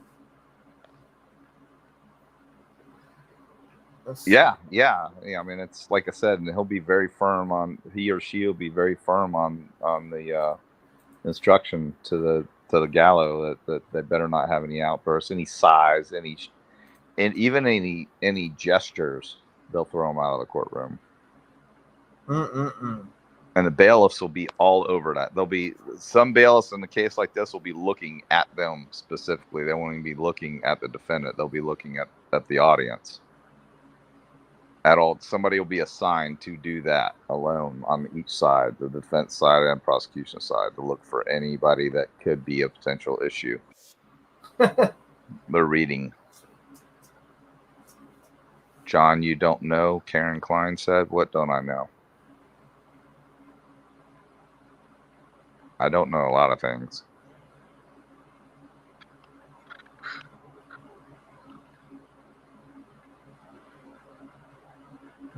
He said, I don't know a lot of things. I'm just reading some shit. Okay, there we go. Trying to help you get caught up here. Isn't the judge's name? So we had the judge. Isn't the judge's name Judge? So we have the judge. That'd be funny. It don't say. Not right here, though. Not on what I'm looking at. Oh yeah, John C. Judge. Yeah, it does say right here. John C. Judge is his name. So we got that. We got the Judge on it. That's awesome. Judge. That's the dude. That's literally his name, John Judge. That's awesome. Is that you, Detective John? Yeah. Nope, I'm just a speculator. We all don't know a lot of things, Detective, says Annie Potts. That's right. And Annie, hey, Annie, have I ever been rude to you, Annie? I want to know. Who cares? No, I care because somebody insinuated, and he was rude to Annie. I don't even think I've Detective said John. But hello to Annie. Detective John, let me put this out there to you real quick. Welcome to YouTube. Yeah.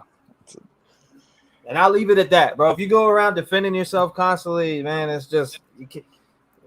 How many times do you think I've seen me getting floored and rolled up in a fucking carpet and drug out back and thrown into the fucking trash can, bro? Every day. So getting worked up is only gonna make people pissed off even more. Most of the stuff that I was reading though on the other one was defending you. So you've got mods from your show on others too. I know you know that, but mods they got your back. Of course, people have my back, but what I'm saying is there's people that roll me up in the carpet and throw me in the dumpster too. If I had to defend myself for every time that somebody did all that, I'd be more stuck on that than I would be talking about these cases in general or anything to do with any of these cases. I'd be defending They myself can insult. every They can single try day. and they can try and insult my integrity all day long, but to insult my character is that's worse to me. So just insult my integrity. Go ahead. I don't care. But to Listen, insult my like character, Matt that Pride pisses said me it. Matt Pride said it perfectly right here. Detective John, just like the streets, ain't no love in these YouTube life or streets. I get you defending yourself. I get that, and you cleared it on this one. But from this point on, you should no longer have to feel like you need to defend yourself, because you know what? Anything that you do or say or speak about, you know the truth. You know what you shown me. We've known what we put out to everybody. There's no need to, even if people said you were disrespectful or whatever, you are you. You have your views, you have your opinions, you speculate, you say when you're speculating. We all know that. Every live that we've done is up right now for anybody to go review. So That's right. It's all there. It's defending yourself. We all make mistakes and say things sometimes, and they can sound fucked up, and we can say fucked up stuff, but we're human. We're gonna make mistakes. I'm not saying that you've done anything fucked up, but I'm saying in general, people are going to drag you on YouTube no matter what you're doing, whether you're there's gaming. haters. There's haters no matter what. It doesn't matter how nice you are. There's going to be haters just because. I mean, they had one guy over there. His name was Tony something. What a. Never mind. See what I'm saying? You remember in the name. See, I take notes of people I see talking shit about me, but I don't need to go defend myself. Yeah, Because but you know what? To allow that on their show, it just shows there's no pride. Yeah, but how many people are in my comments right now dragging other creators? You get what I'm saying? So it is a two-way street. Yeah. No, you're right. It's double-edged sword. You get what I'm saying? It's a two-way street on here, bro. There's gonna be people dragging each other. I've got thick skin, but don't ever accuse me of being mean to somebody that when I know I wasn't. That's because I'm not a mean person. Hey, look what you're doing right now. Even though I was a cop, everybody thinks because I was a cop, I was mean. That doesn't mean I'm a mean person. I get defenseless from time. I get defended, or should I say, I defend myself from time to time. But in all reality, I don't need to defend myself, because you're not going to stop thousands of people or hundreds of people from going and sharing their opinion or view on you. They're going to continue to do that. Now they know it's under your skin, so now they're going to do it even more. But the best thing for you to do is to ignore it. That's what I do. I ignore the shit. I see people that drag me. When I see those same people come in my chat, I just get rid of them. I don't even. Oh, for the most, I might say one word. I have, but to have somebody on here that as part of this show, someone saying that I said something and mean to that person. No, I'm going to defend myself in that because I know I didn't. Bro, they're just gonna take that and go say it more. They're gonna make up a story. The trolls are gonna go make up a story and be like, "Damn, John was fucking dragging that on that show." And I'm serious. And I laugh at them. That's gonna happen, and they're gonna know you're gonna get mad about it. They know you're gonna go talk about it. That's what they like to do. That they like to do that. People don't care. They want to. They're there. If they find something to boil your blood, they'll do it. They will boil your blood. They'll find that part. They'll find that part. Did Annie respond? I must have missed it because I know somebody's saying something. Not that it matters, but I mean, it does matter to me. People go ham, man. It is what it is. You got to cherish the people that love you.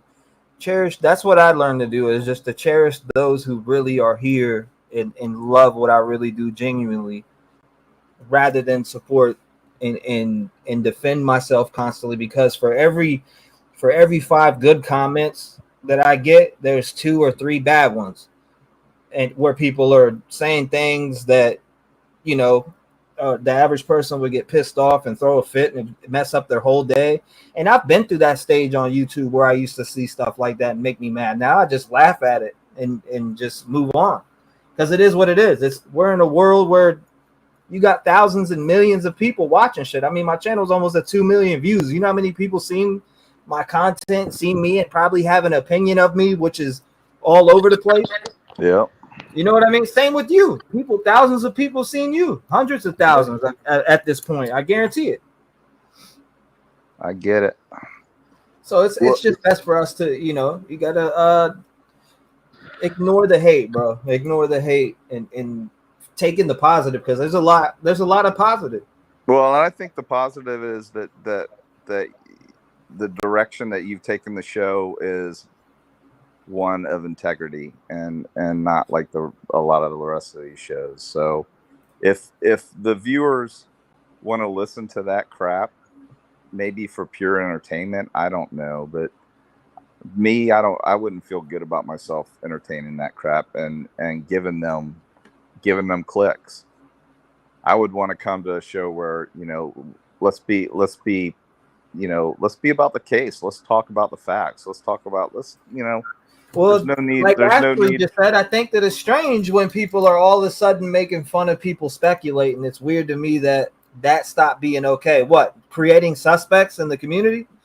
That Right. we already went through the speculating phase. There is no other suspect. We're past that point, in my opinion. It's not about bashing people on we speculating. only had let's go back to then. 6 months ago. We only had what we had, everyone. I mean, this was on everybody's mind. Who did it? It was a real whodunit. And all we had was the suspects that were given to us through the media. So what's anybody, what are we going to do? We're going to kind of break down. Okay, if Jack did it, what would his motive be? If the other Jack did it, what was his motive be? If Dave did it, what was, that's what we did. There's nothing wrong with that. But you know what? As soon as the facts started coming out, we've stepped away from that, and that's not what we're part of anymore. And no one else should be either. Bringing these two other people into it, that even if they are drug dealers and the guy's a bad guy, blah blah blah. If he's being wrongfully accused, and back then that's what we were doing, but now we're beyond that. Again, we've got a viable suspect. There's no sense in inserting these other people to cast doubt, which is what the defense wants. Thank you. They want. Detective John's input is crucial on this channel, says Justin. Oh, thank you. I try. I think a lot of people have said I'm the voice of reason because I just kind of put things into perspective. And everybody's input is, now when you get to, this is what I have a problem with. When people are picking out suspects when there's already somebody in custody, whether he's guilty or not. Right. We can't go choosing. We can't play a game of let's find and create other suspects and narratives. We can't do that. We can, like, how can we do that? How can we create and continue to create suspects that don't exist right now?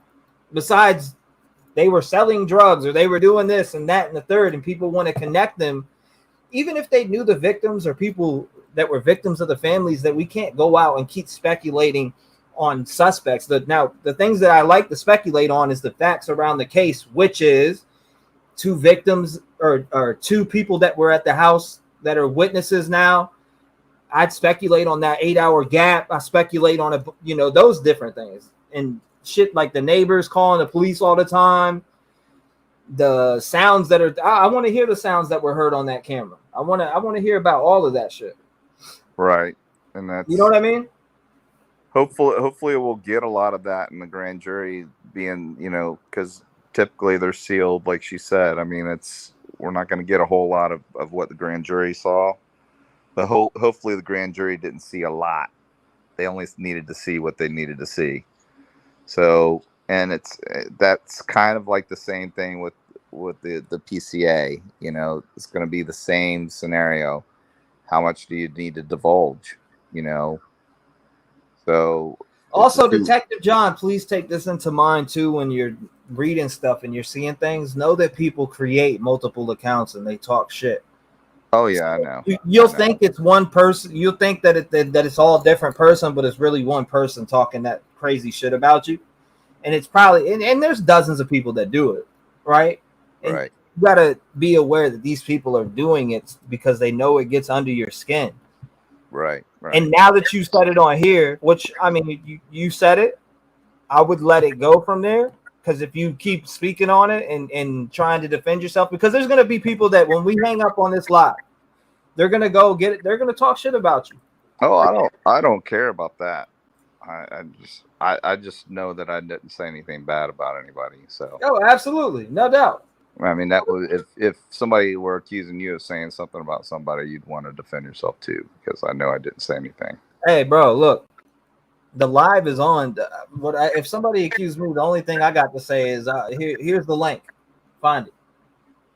Right. If I said it, I'll admit it. I'll be like, yeah, I did say that. And Annie, I think Annie has disagreed with me. Can't be specific, but I mean, we don't all agree with everybody. I mean, I don't agree with everybody. Everybody doesn't agree with me. That's human nature. Thank you, CK. I appreciate you. Right on, Rev. I love everyone's channels and everyone's different opinions. Right. And that's the thing, and people are saying, like them accusing you of taking a different direction. You're not really doing that, man. You're still allowing people to talk. Just because you've come to terms with the fact that this may be the guy doesn't mean that you're not still willing to listen to everyone's theory. But it's the ridiculous theories that are irresponsible that are being allowed that bother me. I don't know. I'm sure they bother you from what you're saying. The thing that bothers me the most is creating other suspects when there is no other suspects. Where are you? I've yet to see anything concrete that leads me to another suspect. So I've looked at all of it. I've been considerate and looked at everything that everybody said to me. Oh, there's other suspects. There's this, that, and the third. I've looked at every little piece of email, DM that I've gotten on Instagram, Facebook, Twitter. There's nothing concrete that points at another suspect. Besides, the only thing in my eyes that needs to be explained that I find very concerning is that 8-hour gap with the two roommates. That's what I see. I mean, that's in my face. That's on black and white. She came face to face with him. Right. And Annie just said 1 gun, 3 mags, no ammo, all in PA detective. Yeah, okay. So, and then somebody else said, so he owned a gun but chose a knife. Okay, so there's a reason for that, and this is my opinion, is it was personal. It's personal. Remember when I kept saying follow the drama, T-REV? There's drama here somewhere with him and somebody else. Mm-hmm. And maybe they weren't aware that there was drama, but to him, there was some kind of a drama. There was some kind of hurt. There was something that set him off. And we can all speculate as to what that is. But again, I believe he was surveilling them on social media. I believe that Maddie, making the comments that this was it, Kaylee's last night here. And I'll put something else to bed too, because reports have said that Kaylee had moved out. So for Kaylee to not be in her room, that makes sense because there's no furniture, no bed in her room.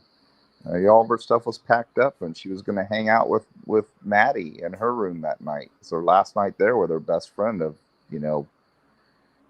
basically their whole lives. What and another thing that I was just trying to say is that we've went through that speculating stage and already dismantled everybody out there that was possible to dismantle. Jack Decor, Jack Showalter.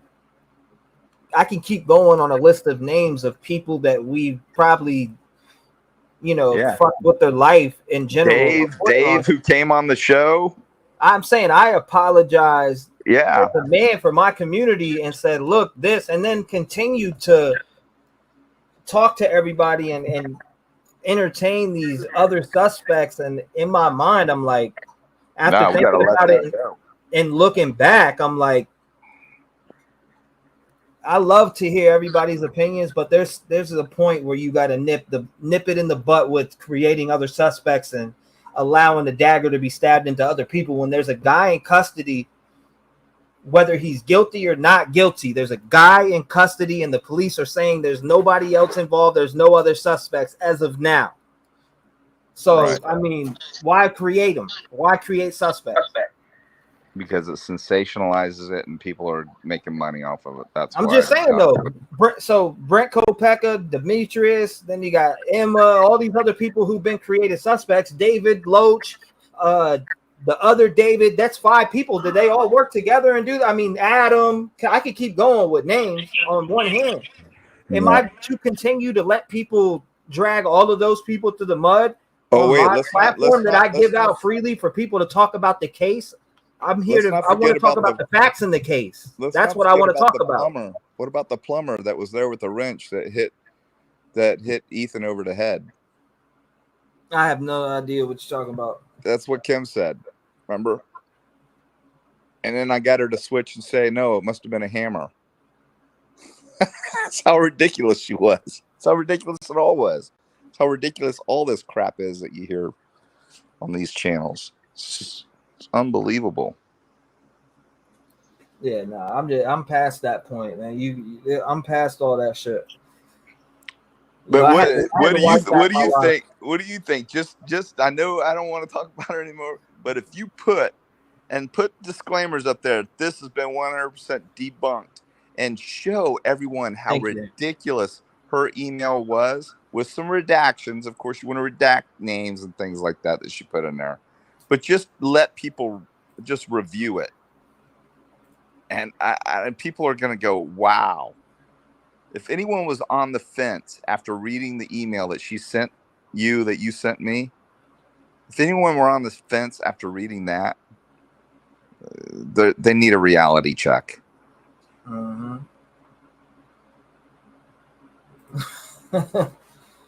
This man, Matt Pride, the T-REV and Detective John, the modern day Crockett and Tubbs from Miami Vice. I'm dead. I've actually got that jacket still. I used to wear it in high school. That's wild. My white Miami Vice jacket. That's why I got a second channel where I cover more paranormal and more. That's why I call it Paranormal and More. We just got monetized over there, and we'll be covering other topics, having podcasts over there, gameplay, a whole bunch of different things. It's a free-for-all channel on my second channel, so I'll be doing open panels in the future and all different types of stuff on that channel also. So if you're interested in other topics, different stuff like that, make sure you subscribe to the other channel. I was live on there last night. So, but yeah, my second channel, all you gotta do is put ! second channel in the chat, all together, lowercase, no spaces, no nothing. It'll send you to that. Join us over there. I'm live over there. I got some plans for that channel also. I'll be on both. So, but yeah, no doubt. But bottom line is this show harbors integrity, and that's why I'm going to stay with the T-REV show. So I hope everyone else believes what I believe, and can find it in their hearts not to go over and even entertain any of this other garbage, and don't give those people money. It just, to me, it's just disgusting. It is what it is, and people are gonna like and attach to what they like, man. All I do is focus on what I got going on, and it is what it is. At some point, I spoke on what I thought, and I'm gonna leave it at that and move forward and continue to talk about things in this case, things in other cases that I'm interested in. There's unsolved crimes that I like, that I got on my mind, that I'm been creating a video on one. I'm like 30 minutes in on one right now. And I've been editing this video that I'm working on for like the last month and 2 weeks or something. And I just been getting facts from that and building that up. So I can't wait to release that. I don't want to give away any surprises yet, but I've been working on that video very, very thoroughly. Oh, I can't wait to see what you're doing with your green screen and stuff. So that's live. Cool. That's for lives and videos. That's going to be cool. So I'm looking forward to that. Give you a little more of a, not that it's not, more of a kind of a professional, realistic, scenario for us all to enjoy and absorb.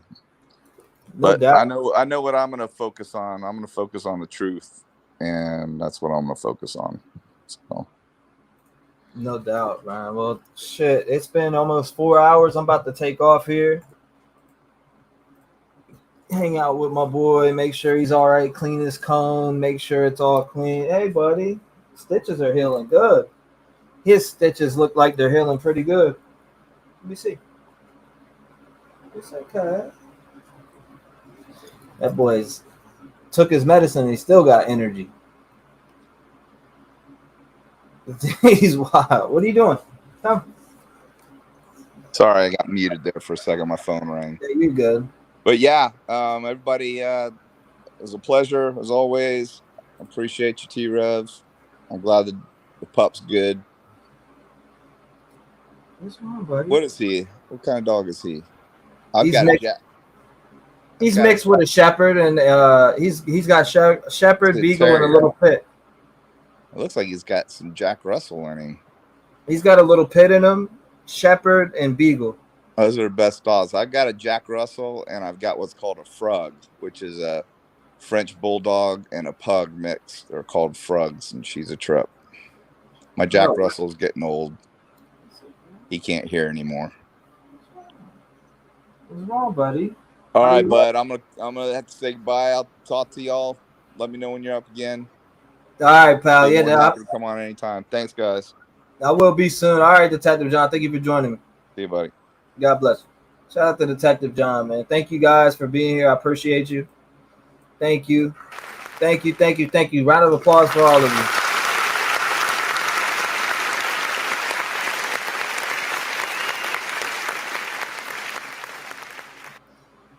Oh, I appreciate you guys. Thank you. Thank you. Thank you. I'm about to head out. Thank you, Poppy. What are you doing? What are you doing, buddy? He's just chilling. He's like, what's going on? Shout out to everybody who's been Nancy, D Smalls, Prosser Gang, Karma, Lawrence 58, Delana, Aristocrat, Mar, Deetra. What else we got? Oh my gosh, really? Where am I at? 4:30. Damn, it's 4:35. Let's go down to the bottom here. Love you all. I appreciate you guys. Thank you, Kel, Nina, Obsessed for Disneyland, Darzilla, Giovanni, or Giovanna. Maybe I said that wrong. Randy, Brooke, Shelly, Megatruth. I don't know why he's shaking right now. He's shaking for some reason. Why are you shaking? What's wrong? What? What's over there? What? Okay, you gotta go? You gotta go outside? Okay. Sit. It's okay. Lay right here. 1 second. We'll go. All right, I'm gonna take him out. I love you guys. Thank you for being here. I appreciate you.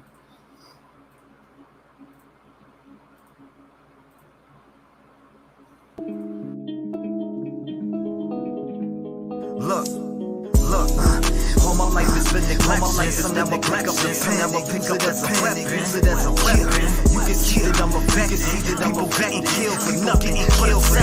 But it's session. You need to look at your reflection. Look inside who you are. Decide who you disconnected. Mothers killing kids. Mothers killing kids. I be on the mic. I forget how I live. Forget how I live. Every day I pray for the better. YouTube has that all because the law is filling kids. I'm disgusted at the evil in the end. And if you connect the dots, you see the vision in your head. Why do people die as victims to the streets? They wonder why I'm up all night and can't sleep. I'll be the voice for everyone who can't speak. L.E. felt kindly and now Sammy is free. AWP did a good deed. Y'all be talking all that shit, but they just do it for free. 16 days for 35 minutes. Y'all try to throw them off and just want to play the victim. Want to play connect the YouTube channels with clout. I wouldn't check TV if I went in your house. And that's investigate. Stay sending out the hate. Why you mad at Doug and Nick for finding Kylie in the lake?